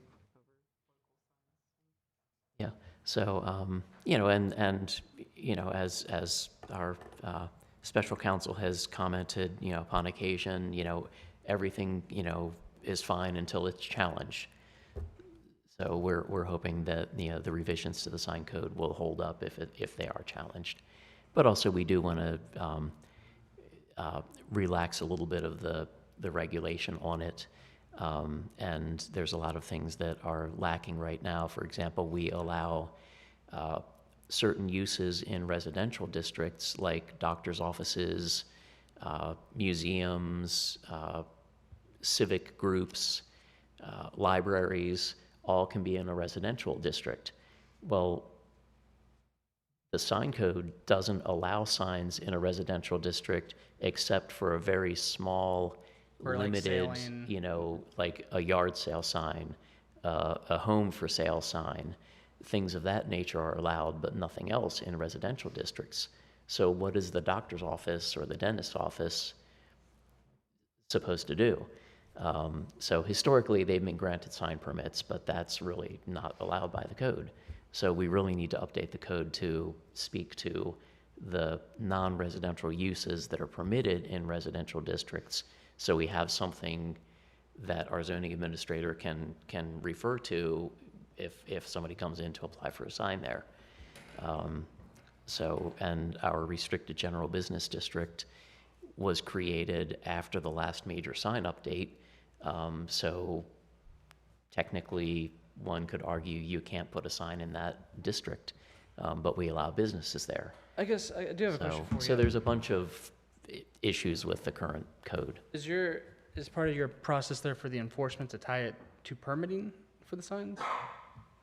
So I guess, because my next question would be, you know, obviously nobody's going to come in for a permit on a political sign, for instance. Right. And we need to speak to what signs are exempt from a permit requirement, if we're able, and I don't know if this gets into the content, neutral piece or not. But, certainly there are signs currently that do not require a permit. And I don't think that would have to change. So things like, a house for sale sign, a yard sale sign, something like that, those are exempt from a permit requirement currently. The code doesn't really speak to political signs, but we've never expected people to come get a sign permit for those. So So- if you said the Supreme Court said that we have to be content neutral in our, right? So what, I don't know exactly what that means, so like what types of things can we regulate for with signs if? Where you can put them and how big they can be. Where, how big? Got it. Is there a way, this is off the top of my head, is there a way to have like a temporary signage section? Yes, and we already do, actually, yeah. Yeah, I mean, that's kind of where I was, and I would figure that would fall under, like, political signage would fall under temporary, because obviously it has an end date. Right. And we've talked about that as well, because technically, you could put a political sign out for 5 years if you really wanted to. There's no, and we've talked about whether we need to open up, and this goes into something else, but whether we need to open up the range for when those signs can be out. 3 months before the active election, but the problem now I guess you come into actually is like primaries. Primaries happen before the generals for the Right. bigger elections. And, yeah, and certainly there are some jurisdictions that do regulate the time. But again, it's dicey because of, again, that content piece. So, if I'm interested to see what you guys come back with. I'm so- very curious about how others do address political signs, if they do at all, because in days gone by, it was not unusual for a code to say, political signs can go up 60 days before the primary. The successful candidates from the primary signs can remain up until, however many days after the general election. And then, everything has to come down, at some point after that. And that has been, relaxed over the years. And I'm not really sure, who, if anybody, seriously regulates political signs. Well, I know Andrew again. He was over there for Westminster. I know Westminster. One of the examples that came up in the last election essentially was they had signs on their buildings similar to what happened here essentially. I think So again, theirs I'm are interested just regulated by size, I thought. Theirs might be. I don't know. I know don't that think it this- was location, but I believe it was size, but I could be wrong, so. I think it was size, because the idea was the fact that they could have one big one, or they could divide it up in, like, there Or was divide three it that were up, trying to do it on the same building. I remember And you had to have them Yeah, 'cause all I equal remember the square that, yeah. footage. Yeah. And something special counsel made mention of when political signs came up around the time of the last election, was that, political signs, generally are expected to adhere to whatever district regulations are in place. So if the district says the biggest freestanding sign you can have is, 24 square feet, that's how big a political sign can be. That nothing can exceed what the district allows, would be the by the book way to enforce political signs. So, if you can have a 40 square foot sign in general business, you could have a 40 square foot political sign. Yeah. That's an interesting one to me because I'm interested to see. Also, yeah, again, we already have some big signs out in town right now. Not only that, you go through Westminster, for instance, big signs in just about every district in Westminster right now. So again, I'm interested to see what you guys come up with and how that can. Yeah. I'm interested to see the comparison to like Westminster, for instance, because I know that's a pretty Right. And area for it. with regard to, and I don't mean to like hammer on political signs, but that is something that was, That was the bigger one that point came of up. contention That not was the too bigger one long that came up ago. But recently. were I directed to enforce the sign code with regard to political signs, you know, we'd have to be out there yanking down signs out of everybody's front yard in a residential district because, you know, those signs weren't listed in the things you can do in a residential district. And I don't think anybody realistically wants the city to be doing that. And I suspect that's why there's always been kind of a hands-off approach to it. I believe there's a freedom of expression and political expression. Right. But that's a whole different conversation. Speaking of elections, didn't we last year repeal campaign finance We did stuff? not. No. Or It's no? still in place. No, That's we why, don't. I mean, we haven't. Do we need to haven't touched revisit it since we're now about to be in? We should. Yeah, because I know there were some pretty problematic things with it that a lot of us were frustrated about. So I don't know, maybe that should start going on agendas and some. We can put it on for July to start touching on. I mean, everybody can start thinking of ideas, submit them in. Obviously, you know, I brought this up before. I believe you need to be 18 years old to donate to a campaign. You know, I believe, again, these are just things that I think would enhance that. I know one of the things that me and Jim have talked about, for instance, I don't think there's necessarily a problem with a business donating to a campaign, but I believe there has to be some kind of verification that they're actually a business. Writing down names of things that aren't registered businesses, And kind of that evading the. kind of goes back to that idea of business licensing as Yeah, well. and this is one thing me and the city manager have also talked about is whether we're coming full roundabout to needing to have a city business license. And again, tying that basically to the county license that, hey, once you have it, because you can obtain your county license before you obtain your city license, and your county license is going to be your trader's license, which is saying you're registered with SSTAT. So if they have their county license, they have their SSTAT license, they show that, they have their city license. That's kind of my natural chain of how I see it, at least. But that might come before you guys here soon too. It's just, I think it should, because we're starting that season, so like getting those rules kind of clarified, so it's, I mean, ideally less confusing for people and you curb some weird behavior that we've seen in the past. yeah, my thing would be, again, if you have any specific ideas, make sure to shoot them over an email. We'll prepare, I think we'll create a mini list to maybe go over first before we try to draft any ordinance. Yeah, that's fine. Yeah, so again, just make sure those emails come in to Jim, me, whatever. We'll try to tag it all together. Any additional questions, comments, concerns on sign ordinance? Again, that is still a work in progress. The reason it's on there is just for discussion. Same thing as always, please, if you have a specific thing you want addressed in the sign ordinance, or you want us to speak on why it isn't currently incorporated in what we're trying to incorporate, email out to us. Five of you here, I imagine you don't all have the same opinions of what should be in it or how it should be regulated, so don't hesitate to reach out. We're, you know. Sorry, also adjacent to sign stuff, a while ago, we talked about like Taneytown welcome signage. I don't think haven't had like a proper update on, you know, It's budgeted in the capital the projects. resolution items that we were doing. Yeah, it's budgeted in, the welcome signs are budgeted in the capital projects. Okay. The water relief fund, we have something basically ready to go out. It's been established, we have the agreement signed, that's ready to go. County dispatch, still in the county's court right now. They have approved funding to get more dispatchers in their dispatch center. And what I've been told is basically once they have those positions online, they will be talking further with us on incorporating us into the dispatch system. Yep. So that's one of the bigger ones. That's a pretty big way because they're saying they got to bring on more employees. So, they're working that out and it is in their current budget. So we believe that will be sometime in the next fiscal year.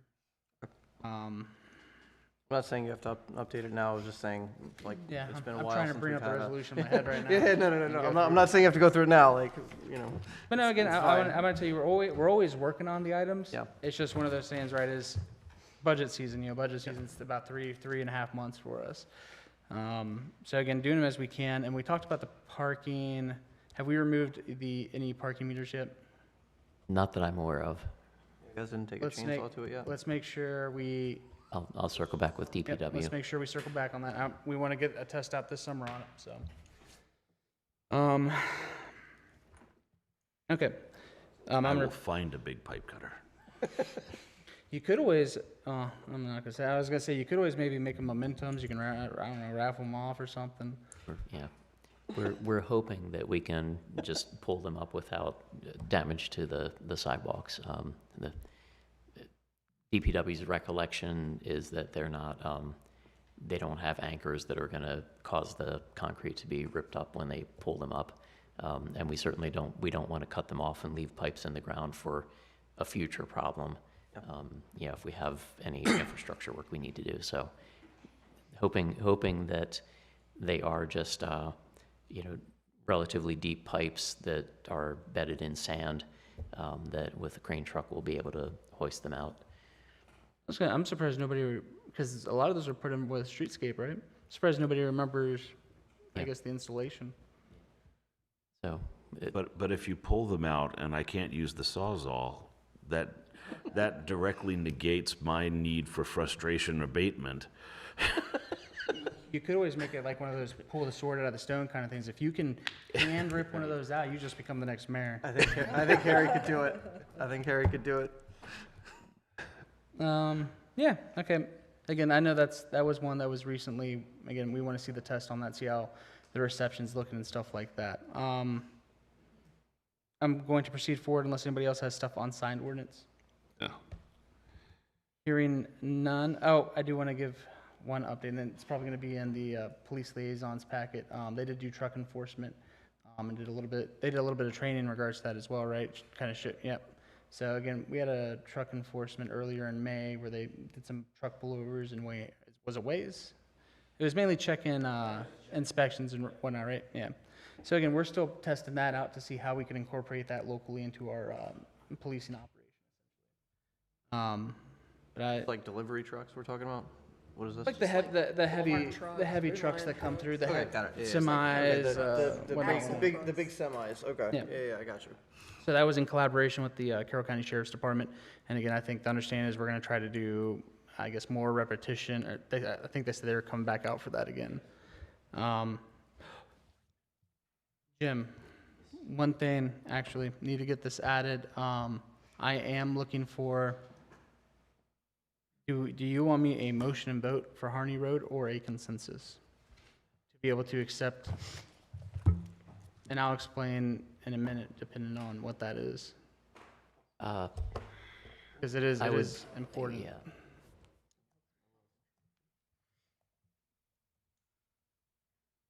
I was thinking we would see the draft agreement first, but if you want to get consensus to, My ask would be consensus, and if or do you want them legal, to authorize you to execute an basically, agreement? council to authorize to execute as long as that's legal sufficiency for execution. I think motion and vote for that would be. Motion and vote. Do So you I'm wanna gonna put that explain- on for Monday? Yeah, put it on for Monday. I'm gonna explain what's going on with Harney Road. So Harney Road is currently a road that we have residential properties on. There's a couple houses along the strip. It is the entrance from Gettysburg into Taneytown. Obviously sees a lot of traffic. The request from the residents out there has, been more police presence, some speed calming devices, what we can do out there. However, what it comes down to is that is a county road currently. The city is anticipated to take possession of the road when and if the Sewell's Farm develops, because we need to take possession of that anyways. However, my recommendation to council is that we execute taking possession of the road early so that we can use some of the red speed camera money to go ahead and start initiating traffic calming devices in that general vicinity. Part of the reason for that is, again, we have done speed surveys in that general area. We have done both ways, so going out and coming in. Coming in was about 2,200 citations over a 7-day period, and then going out was about 1,300 citations in a 7-day period. Again, those are levels pretty close to what we were seeing on Trevanian. Obviously, there's no implementation of speed cameras or anything like that. However, one thing, again, I'm going to be talking with TPD, DPW, again, what we can look at doing out there. You can't really put a speed table out there. We've discussed that. We don't want anybody hitting that going 60 miles per hour and flying into a house or something. But I think there's other things we could do, maybe rumble strips on entrance, flashing speeds, stuff like that. But to be able to do that, we need possession of the road. Well, and again, it's a maintenance agreement with the county as far as the road goes. And talking with the county, Jim, I know they told you the general health of the road was they say, do you remember what they said? I don't remember I mean, it was generally in good condition. And not slated for repairs in the right, foreseeable in future. the foreseeable future, yeah. So again, How far out? I mean, is this to Piney Creek? Is this to Walnut Grove? Like, where are we going out to? I think we're basically looking to go to our current, municipal bounds as far as residential property goes. I thought our city limits is pretty limited right at the, Yep. Again, we want to be able to execute basically right past the houses that are residential houses for Taneytown. Again, those are our residents, and they are seeing a speed and traffic issue out there. Currently, the How city long this boundary stretch of road is? with the annexed Sewell property, which is on both sides of Harney Road, if you can picture on the right-hand side of the road, there's basically a strip of houses that's pretty continuous on the right-hand side, including the relatively new ones from Annexed, Taneytown yeah. Crossing. So once you get past those, that strip of homes, and then there's a few more past Taneytown Crossing, there's a gap, a field, which is the Sewell property, and then there's another home, considerably farther, out the field. Where the field ends, that's pretty much the end of the city limits. So that's as far as we, I think, would entertain Yeah, the maintenance maintenance agreement agreement. going. I would imagine that the county would likely propose it to be to the city limit. One thing I will say is I compare it kind of to the Training Road, right? Is obviously we can't do stuff, we can't unilaterally, even with we're not going to do a maintenance agreement on 14194. But Harney is one of those roads where it is an auxiliary road coming into Taneytown that sees increased traffic that also has residential properties on it. So again, it's when talking with Jim, we can go through a county process. It takes much longer. They have to do specific engineering and a bunch of other stuff to be able to implement devices out there. And then talking with their staff, the recommendation was the maintenance agreement, especially, you guys know my timeline to try to get stuff done. I like to see it faster than, slower. Obviously, we're still waiting on and I do appreciate SHA working at it, but, the turn signal on the square, that's, a year and a half, 2-year project now. I don't know how long the county's process is, but when talking with them, it seems like it's a pretty extensive thing. They come out, they do engineering, design, all that stuff, basically the same state the state is. However, we have residents out there asking for speed relief now. We do have officers that sit out there, but again, same thing as Trevanian is we are having requests throughout the city of Taneytown. We have a lot of municipal roads that we got to cover, and just about all of them are reporting speeders, people passing through stop signs and stuff like that. So I need to be able to work to, limit the areas, where you can speed, if that makes sense, so our officers can sit in better positions. So is on the screen, is that the stretch of road Yep. that we'd be from bottom to top? Yep, just imagine you going to Gettysburg, Is that like a it's, quarter mile? Half mile? yeah, if probably half mile. Again, I will tell you, these residents have been requesting speed calming devices for probably 2 decades. Some of them were telling me they've been requesting them since the early 2000s. doesn't this also though come back to like the planning commission and how we design these homes to be on a major artery? Because it is an artery to Gettysburg. Well, I think it's kind of one of those things, right? It's actually, going back to Trevanian, everybody says that, Trevanian is just another road going through Taneytown. Eventually, there is residential development slated in there in the comprehensive plan. It is Because Harney Road but- would be more of an artery than Trevanian. You mentioned, hey, we got speed camera revenue, but shouldn't we finish the focus on Trevania, getting that sidewalk out to Antrim, getting it where we have, a dedicated pathway for children before we Well- just Well, I mean, jump to So- the next thing? Yeah, so we're going to continue working on the sidewalk part, but the sidewalk part isn't something that's going to happen overnight. You need easements to those properties, which we don't have. You have a couple different things you have to do there. There's going to be a retaining wall and Trevanian and everything like that. What we have right now is a request from residents for speed calming devices throughout our neighborhoods. Trevanian Road already has one. We are going to continue focusing to get the sidewalk, but then I've said that a couple times now, but we have to make sure we're also getting speed and traffic calming throughout the neighborhoods that are also requesting it. Because I'm gonna tell you, we have a long list of roads that are seeing issues right now. So again, you know, the sidewalk on Trevanian will remain a priority on Trevanian. However, it is a project that is not as simple as just putting a speed table out, for instance. There is multiple properties that we have to get easements through, and what I want to see on Trevanian is I want to see Trevanian connect to Carol Vista, is what I want to see out there. But that's a longer site project. But again, Harney, similar situation, a lot of traffic being seen out there, but they are coming into city bounds, and the speed limit does reduce there. I think my ask to council is for us to be able to execute a maintenance agreement to be able to take the road up to those residential properties to be able to put speed calming devices out there. How long do these speed calming measures usually last? Like rumble strip, is that a forever thing? Is that like the last? They have to be reprinted. They have to be reprinted, from my understanding. You have to reprint them in the ground every, I don't know. I so think the often. rumble strips are a shorter term Yeah.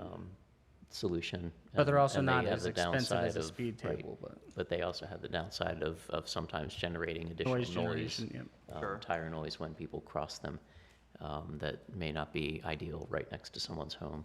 Yeah, sure. The speed tables, I think we're, you know, anticipating that they should last the duration of the wear course of the road that they're on.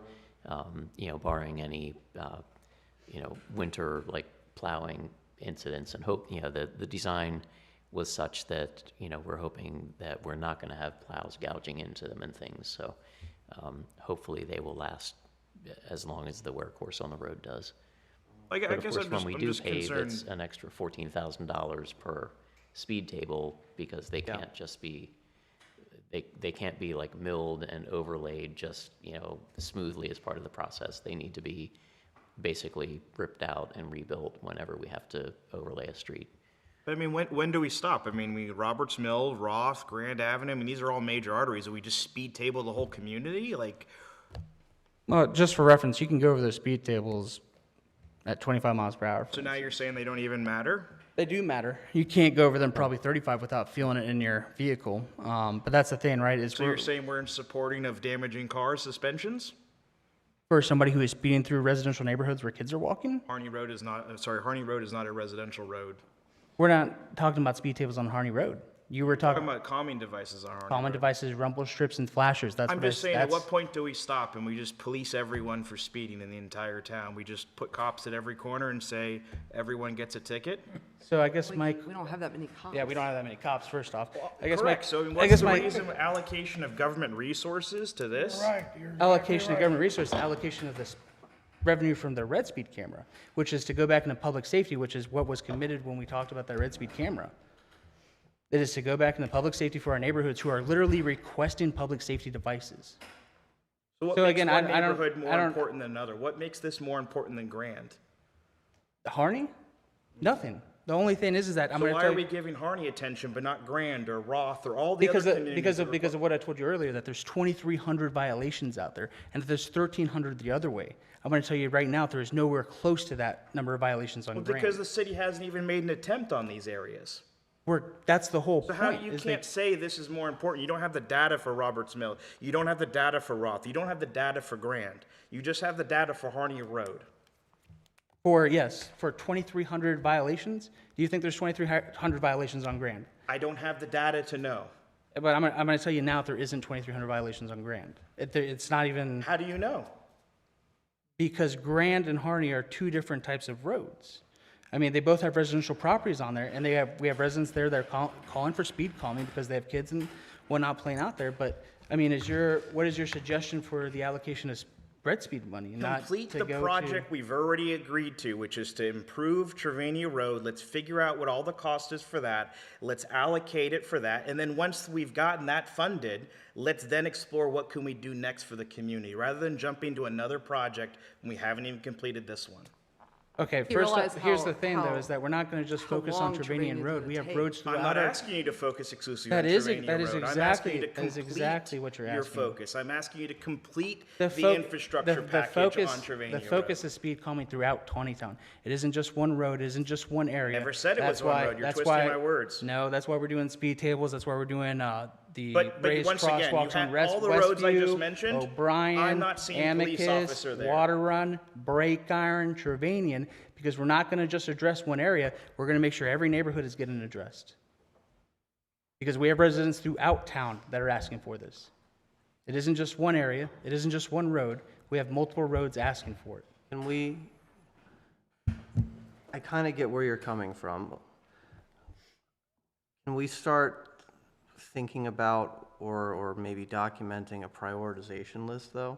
And that's what we're working through with TBD, it's the same thing we did on the last ones. Because I think that's ultimately what he's getting at, right? Like, it's, I know even for me, it's confusing. Well, I mean, everything's confusing for me, but like, you know, knowing like where these dollars are gonna be prioritized in the next 1, 2, 3 years, like, you know, we can have a general ballpark figure. We're probably gonna be raising X amount of revenues from the speed cameras, so like those revenues can be allocated over here. We So, did, like, we allocated 300,000 Yeah. to the public safety devices that we're doing in FY '27. That's in the current budget. That's talking rapid flashing beacons in the school zone. That's talking the additional speed tables that we're gonna do throughout the neighborhoods. And again, it's gonna be the same setup that we did last time. We're gonna install the temporary ones to get feedback from the neighbors in that area before we implement any permanent ones.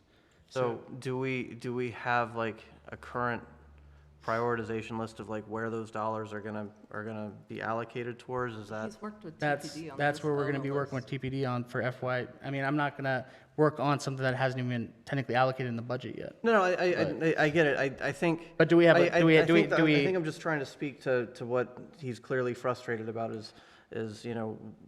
Well, his knowing frustration is where trying to it's build gonna a go. sidewalk that we don't even have easements for on Trevanian. Yeah. Yeah, So you're gonna- that's that's not, what's- I'm gonna that's tell you, ways that, out that's, still. that's out yeah, right yeah, now. that- That's that's- getting too granular. I wasn't trying to get to that. I'm just trying to make sure, like, look, if we have an idea of what we need for projects, have we already earmarked the money for that? If you came back to me and said tomorrow, hey, Alex, we got all of this earmarked, this is all set in stone, we have enough revenue set aside for these projects, we're gonna space them out over the next 3 years, and we have an extra picking around $50,000, great, let's now put it towards this. You know what I mean? I don't know. The money is Well, allocated. you do, because it's in the budget for $300,000 allocation to public safety devices in town. That is literally what we're gonna be using those towards. And again, it's one of the major requests we've had is Harney Road. I mean, you can go out there and talk with the residents on Harney Road if you'd like, and you could tell them, hey, I don't believe you should get speed calming devices out here because there's other roads. I believe we should build the sidewalk on Trevanian, for instance. But I'm going to tell you again, this is something that's been heavily requested from Harney Road. It's the Well, same. I was just, hold on. Basically, what I'm seeing, that's why I've just been sitting here quiet while everybody's been yelling back and forth. What I'm seeing is we've got these areas that we know about in town that are our responsibility right now. Okay, Grand, Roth, Roberts Mill, etc. What this seems to be is a request to take on another area to spend more money on before we've gotten to the areas that we actually are responsible for right now. So basically what I think the justification needs to be, and I'm not saying that there's not speeding going on Harney Road. I'm saying that it is currently not our responsibility because it's not our road. They are our residents, though. They are our residents, and I feel for them. And maybe we should have started this county process 2 decades ago if they've been talking about it for 2 decades. But we've got roads that are our responsibility that need to be handled. Do we have that laid out? Is that in the CIP that we know where we're going to put traffic calming in our other trouble areas that we own already? Or What is the plan on that front? So again, currently, there's 300,000 in the CIP for this fiscal year to go into public safety. I and understand traffic the calming. number. Yep, You've to said go the in- number to a go number of into- times. To go into I'm- traffic calming devices. What we're doing right now is, again, we're taking the feedback that we have from the different neighborhoods. We're evaluating what problems we're seeing out there. For instance, let me back up to like Amicus, right? So Amicus, when we did the speed surveys out there, we were getting about 70, we were getting, I think it was 70 citations from the one that I saw over a 7-week period. So again, just for reference, Amicus, we did 2 speed tables there, 70 citations in a 7-day period of going, 12 over the posted speed limit, whatever. I think it flags at 10 on those. However, going back to Harney, which is right next to our Memorial Park, which we are expanding for people to go to, people are flying into town at 10 over at 2,300 infractions one way in a 7-day period, and 1,300 the other way. That's what I'm saying. Is I we already understand that. know. We're responsible for Amicus. We are not currently responsible for Harney. I think we still have an obligation to the residents that we serve, regardless, to try to solve the problems that they're facing in their neighborhoods, especially if we know the problem is more severe in that specific area as compared to another. And that's where, again, it's kind of the same thing. Part of even the 300,000, for instance, is we know that we want to essentially do the rapid flashing beacons at the crosswalks at the school. That's one of the projects there. We have projects that we're looking at for Grand. We have projects that we're looking for Courier. We have projects that we're looking for Roberts Mill. We have projects that we're looking for Keenan. We have projects that we're looking for Crimson. We have projects that we're looking for Middle Street, for George Street, I could go on and on, but every one of these streets are somewhere we've received multiple complaints from. But there's currently nothing defined. And that's what we're doing. We're doing speed surveys through those. And Harney was the most recent one that came back with the 2300. Can we actually get the devices defined and the areas defined That's from the areas that we own? Can we get that to understand what the magnitude is at this point before we take on another road? we can keep going through that. I'm going to tell you it's going to take probably a week on each one. It takes a week to say that you've already listed off what's going to happen. Well, I'm just telling you, I already know the roads that we basically have to address at some point. The next question comes to what is the priority list for those? I'm going to tell you right now that Harney, is by far probably the most amount of infractions that we have versus any of our roads currently. I would And assume there's you would work and with there's a reason TPD it is coming in from Gettysburg. However, I will tell you it is an astronomical amount more than probably any other road that we have in the city. Maybe less Trevanian previously prior to the speed camera. It's also technically an astronomical difference between responsibility right now. And so that's where I'm coming down is right now there's a lot of nebulous going on. And I'd like to get some more detail as to what's actually going to go on and what we're looking at. Okay, I mean, we've talked about $300,000 and such and such. That pot of money is not going to go forever. We need to know what's actually going on the streets that are our responsibility before we take on more streets with more responsibility. This is what I will say. If council has no appetite to take Harney Road, that is fine. Just be aware that we do. You're giving it an either or. I'm not giving it an either or. All I'm saying Harney is. Road is still important. It's just, we'd like the data to be able to make an informed decision of where should we spend the money and what order of importance it is. It seems like, please correct me how I'm understanding you, you're using volume of cars as your prioritization versus. No. Volume of citations. Volume of infractions that are speeding over the posted speed limit. Or infractions, rather. So not, Once again, a sample size of the cars that are doing that. But and there might be more cars on Harney Road, but there also might be more cars on Francis Scott Key. I'm just asking for the data before we just start immediately taking on a project. That's all. If we can figure out, if all of these roads are important, what do all of these projects cost?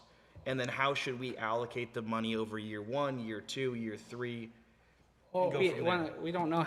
All of the main roads in and out of town have speeding infractions on them. On York Street,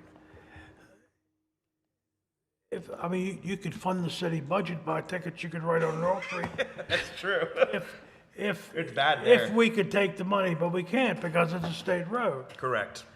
So the point is, it doesn't matter whether it's York Street or Frederick Street or East or West Baltimore Street or Harney Road, you're always gonna have that. The solution for that is to put an officer out there with a radar gun and issue some tickets. It works very well coming into town from Littlestown and on York Street. People know to slow down coming into town. They're used to having a police officer there frequently is issuing citations. And the same thing would happen on Harney Road if you did that. Okay. I So mean, can one we second. allocate? One second. Yeah, you're good. Let me stop and give an example. Okay, so, Harry, Yes? would you like our officers to sit on 194 and 140? Would that be where you like to have them focus so they can write the tickets and call on the roads there? I'm just asking, because this goes back to a point that I've been trying to make with council, is that, for instance, actually, both of you were in here talking about it the one day that I was here, is that, again, Alex believes there's a big problem on 194 and 140, and that's where officers should be sent to write citations. However, you don't want to see our officers there writing, you want to see them out and about in the neighborhoods. Yeah. If they're not in the areas at a consistent pattern, it's not going to stop the speeding issue. That's kind of my issue here, is that we know speed devices are a more, not a permanent solution, but a more consistent solution. We have to be able to limit the areas where people can speed for strategic placement of officers. And The ask is a larger ask than just to put speed things in on Harney Road. You're asking to take over maintenance of a section of Harney Road. that we're gonna be taking in the And- future anyways. Which would be an incredible mistake. But you're asking to take on the full maintenance of Harney Road, which there's not even a plan for Sewell's Farm at the moment for them to be doing anything. Or not even a timeline as far as I know. All I am saying is, before we take on maintenance, because everybody's crying about streets and not having enough money for maintenance on streets, okay, that was the big pushback that I just got last meeting about the street, the street specifications, was, oh my God, we can't put streets in because we can't support it. Okay, we've got a couple dozen houses maybe on that road. What can support that? Okay, so the arguments are falling apart on it a little bit. So, like I said, all I'm asking for is a little bit of specificity of what we're actually looking to do. Because right now, we have a lot of nebulous, well, we want to do some flashers here, we want to do some speed tables there, we want to do... What's the list? What's the list? What can be done? What can be done in any kind of order? And how much money do we have left after that's done? Before we take on, again, I sympathize with the residents of Harney Road. They've got a house on a main road. Okay, it's like the people that live out. When they bought the house. It's like the people that live out on 140 outside of town. They bought a house on a road that's a main road.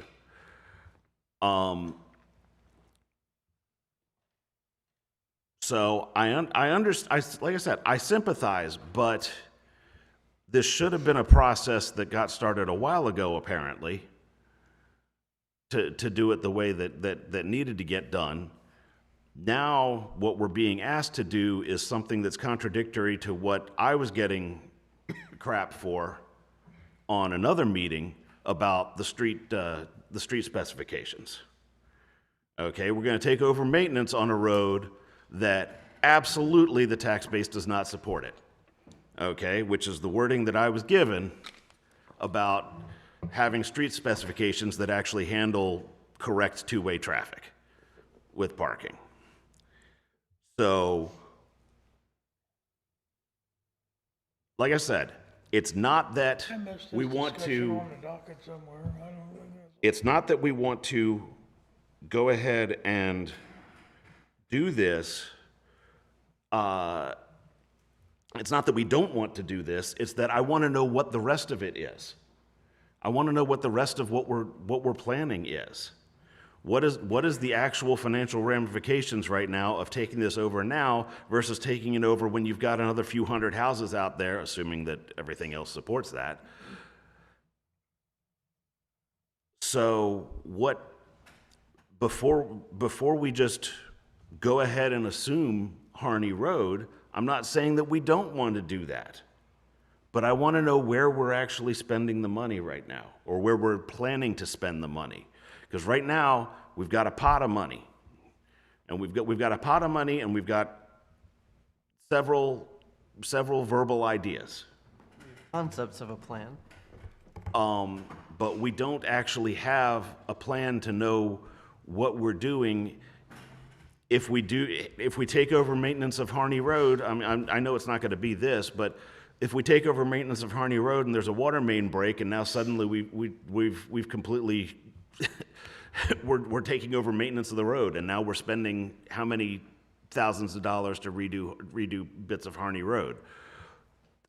What does that do to that pot of money that I said in general is not supremely large by the time you're all said and done? Okay, if you're talking for round numbers, 15,000 for a speed table. Okay. You don't get many speed tables before you kill your 300,000. You don't get many flashing signs with proper rumble strips before you kill your 300,000. So I just want to know what we're doing. Okay. This is my own thing. At some point, we have to take Harney Road. The residents out there have continuously asked for speed calming measures out there. We know we have to take the road at some point. We know that there's 3,300 plus infractions in a 7-day period. Jesse, can you guys, any of the speed surveys you've done for any of the neighborhoods, I have a general idea because I've seen a couple different ones. Please gather whatever ones you guys have done over the last 5 years. I'm only saying that it's a larger issue than just putting speed things on Harney. Yes, we will eventually have to take Harney Road.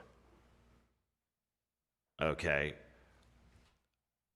Right now, I need to see the financial that it makes sense to take Harney Road.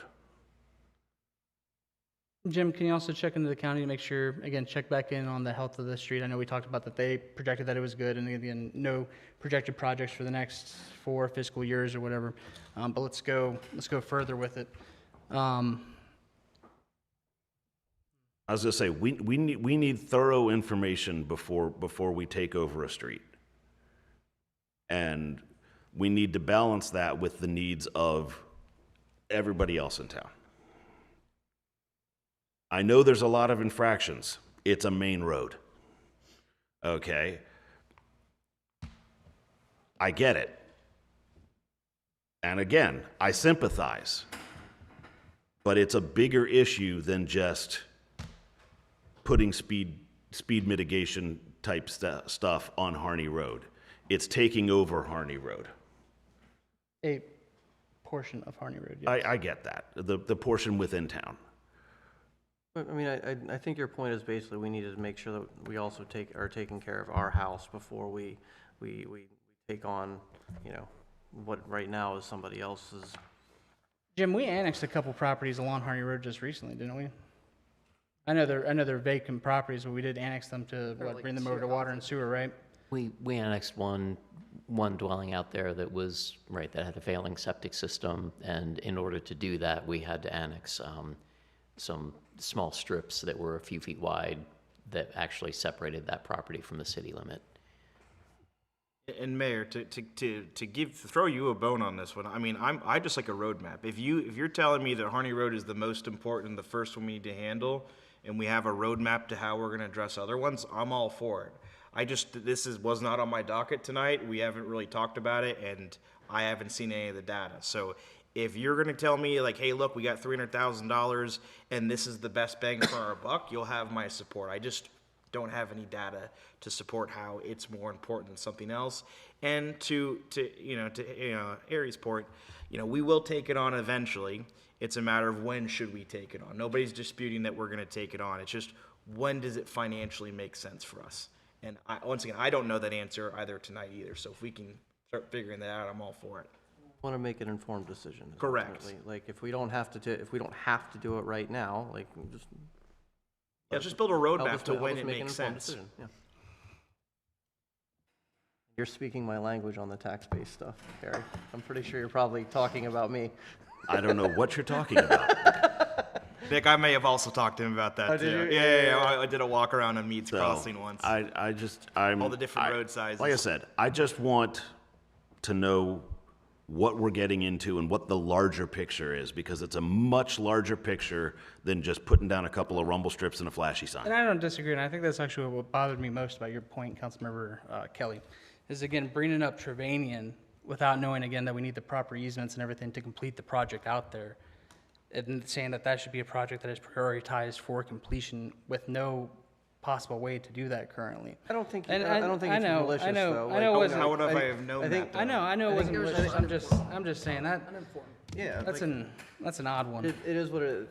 It's like, I think the main point was like, we want to understand like where, okay, we have this pile of cash. We're going to be putting it towards public safety. Like, what's our prioritization list? Helping us understand that if we're going to be taking on Harney Road, like, we need information about it. Like, what we talked about, what's the condition of the road? What types of projects are we thinking about doing? What are the financial implications? Because, as Harry said, and as I've said to anybody who will listen, we should be very aware of like whether or not the tax base can support any liabilities or infrastructure, maintenance, whatever that we're taking on. I mean, these things are important for the long-term financial health of the town. Not saying that any of the Harney Road concerns aren't a problem, but just help us make a more informed decision so we can be more comfortable with it. I don't disagree. It's just a weird conversation considering we quite literally annexed properties on that road. I'm not saying it's not. I'm not saying it's not. But again, I'm just letting you guys know that that is a road that we have seen 3,300 infractions of people speeding on that road. Sure.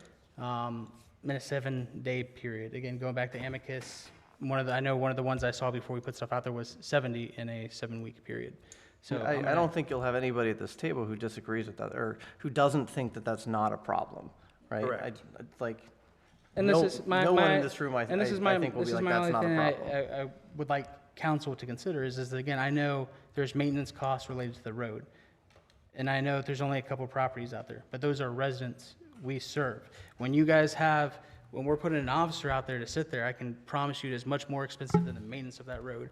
And that is an officer that could be somewhere else in our city doing one of the other 50 streets that are requesting officers at their stop signs, that they're speeding down the roads and whatnot. Again, the idea here is force multiplying through the speed common devices. That's essentially the goal, is again limiting where those speed infractions can take place or officers can be in more strategic locations. And I'm only saying that it's a bigger deal than just that. My only thing. I mean, and back to Harry's point, I know, unfortunately, we're basically We're circling circular the again. same, Yeah, we're circling all the saying same the same bullshit stuff. over and over again, right? Like, yes, Harney's our residents, but we have lots of other residents too who are also saying that they have needs. So, no one's saying that each group or faction, whatever, is not important. I just think it looks to me like some people are very deeply uncomfortable, and we just want more information and time to actually think about it, is I think the only real ask. That's fine. Staff, try to get as much information as you can by Monday. Add it to the agenda for Monday. Again, if council decides they don't want to do it, that is fine. We'll take it off the docket of, again, roads that we were looking at. Is this something that has to be done for Monday? Like, can it not be I mean, it can given just, us it can the just be, information and we council, look at it in July? council can table it. Again,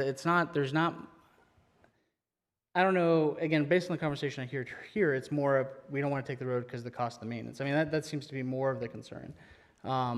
I again, just want to that's- see I know, the I know, actual I know. numbers on it. I know, I'm That's just the saying. I immediate don't- concern, but I I think- think, Well, what I'm saying is sounds like some don't people haven't had time to particularly, process it at all, so. Well, I'm just saying, I don't think there's any figure I come back with you that 12 houses pay for half a mile of road. I mean, I was gonna say, you're putting words in my mouth that I No, don't want to do that I don't want to do it. I just want to know all the information. that is fine. Make sure we get as much information as we can on Harney Road by Monday. And again, council can table it. They can table it to a different meeting. That is perfectly fine. My only ask is, again, we have a consistent ask throughout town. And yes, the road is not our road, but that is a consistent area that we are consistently having problems with speed enforcement. Well, I think once they have the data back on the number of infractions in other parts of the city, I think you'll see that this is drastically different and that it almost I mean, I would is imagine worth it, Harney's the gonna be cost, worse like- than most I- Yeah, roads. I was well, gonna I'm say, just saying, like, I we think can- it would be we can- worth There's it way more in the long traffic term there, I to would We do can, imagine. we can demonstrate that by Monday. And I'm not saying we But shouldn't they do just wanna see targeted the numbers, enforcement. that's it. That's fine. That's what I'm saying. We can demonstrate those numbers. I'm by not Monday. saying we shouldn't do targeted enforcement on Harney Road. Okay? And the targeted enforcement is not 24/7 and it's not every day forever. Okay? Because you have to mix it up so that people don't always anticipate, or they will anticipate that somebody might be there at any particular time. It's the same way that it works coming down 194 because they always sat right there at Hitchman. So it made me slow down coming into town on 194 because I got a ticket a long time ago. That was what they did, probably like a month of focus, and now people have like that psychological that it could be there when they come around, and it has a positive ripple effect. So that's I'm saying that there are ways to address the issue that aren't taking over the road arbitrarily on 3 days' notice or 5 days' notice or whatever we're doing right now.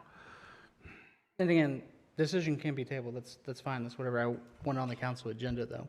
And again, let's make sure we get as much data as we can to council before then. And again, it was the same thing, this was for a discussion on it. Same thing, it would have been Monday, same thing, I would have got you data by Monday. However, again, it sits rough with me, because those are residents that I know who have repeatedly requested these measures. And I'm not saying that I know you're not. we aren't cleaning up for councils that haven't done stuff with that in years past.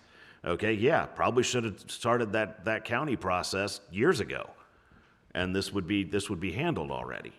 But And this council has accomplished a lot in a very short time, but sometimes we have to just say, whoa, let's just check the data and let's just make sure we're on the same course. If the data supports everything that you said, then you're gonna have the body of the council support. It's just, this was very last minute and we don't have any data other than what you're saying. That's all.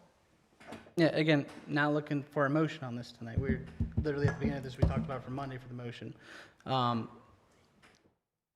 Again, just be aware, we have a police department that is being pulled in a million different ways right now, as far as where people want enforcement, where they want our officers sitting.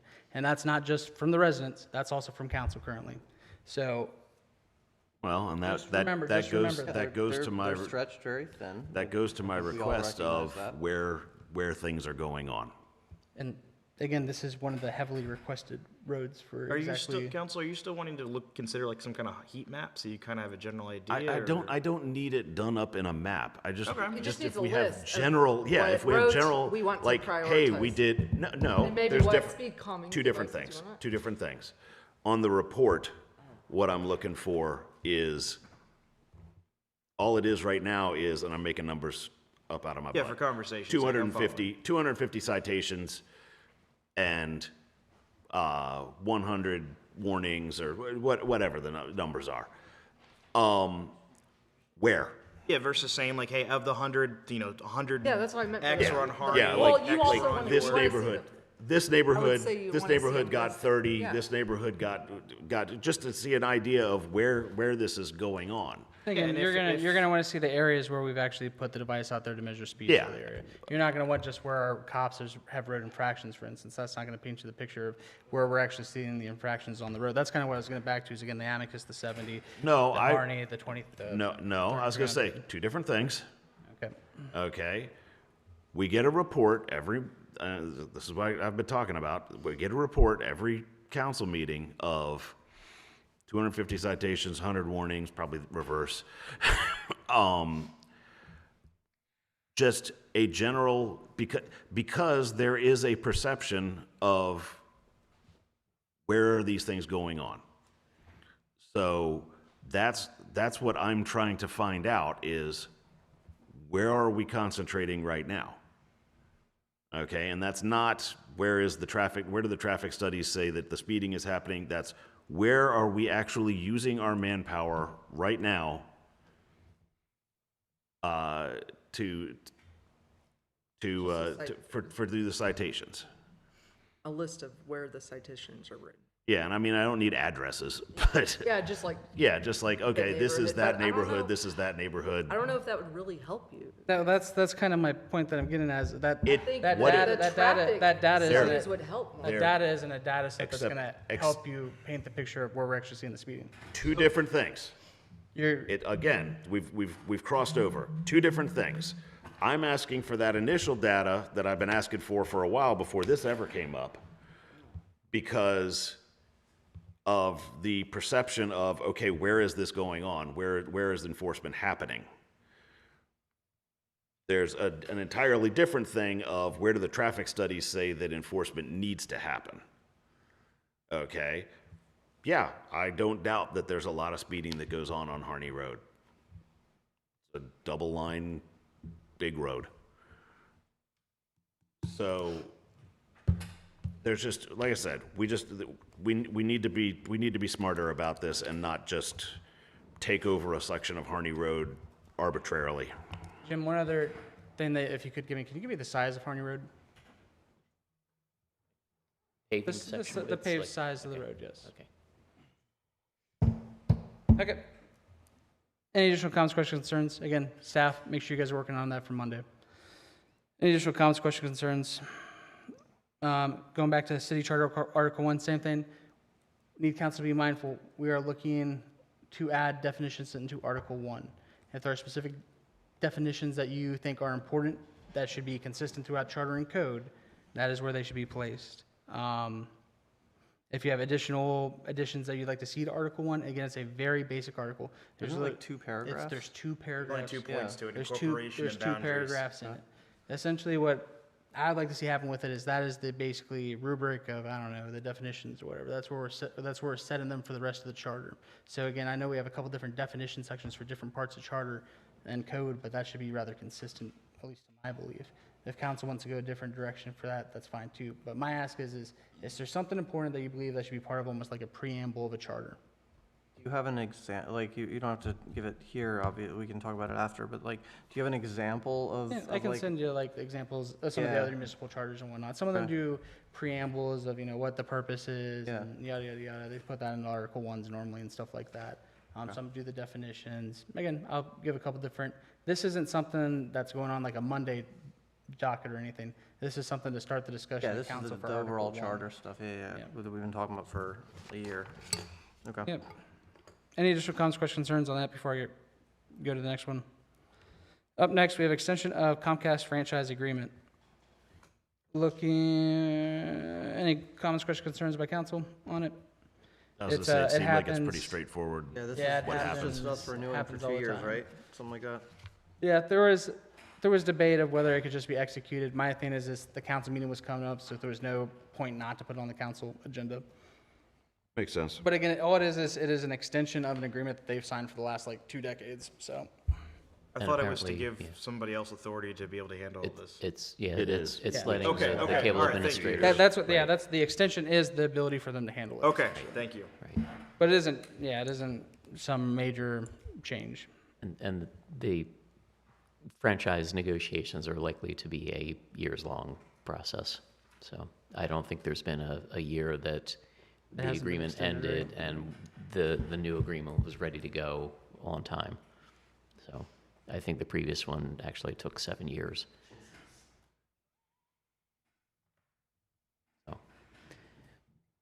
So, yeah.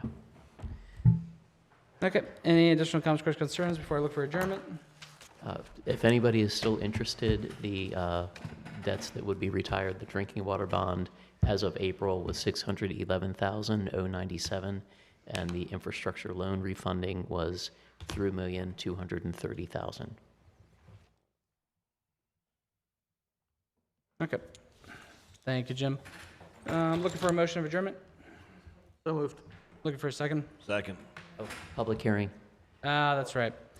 Always do that. I know, the public hearings, I always forget about it because we get into other stuff. Okay, last call for public hearing ordinance 07-2026 fiscal year 2026-2027 operating budget. If you are a member of the public and would like to step forward to give comments before I close it, feel free. Seeing no movement in the audience, Because there is none. The member of the public left. I am closing said public hearing on that ordinance. Ordinance 10-2026, accessory dwelling units. Anybody in the audience who'd like to step forward? Not seeing any movement. I am closing that public hearing. And those times for the closure of that public hearing was 9:45. Now I am looking for a motion of adjournment. So moved. Looking for a second. And seconded.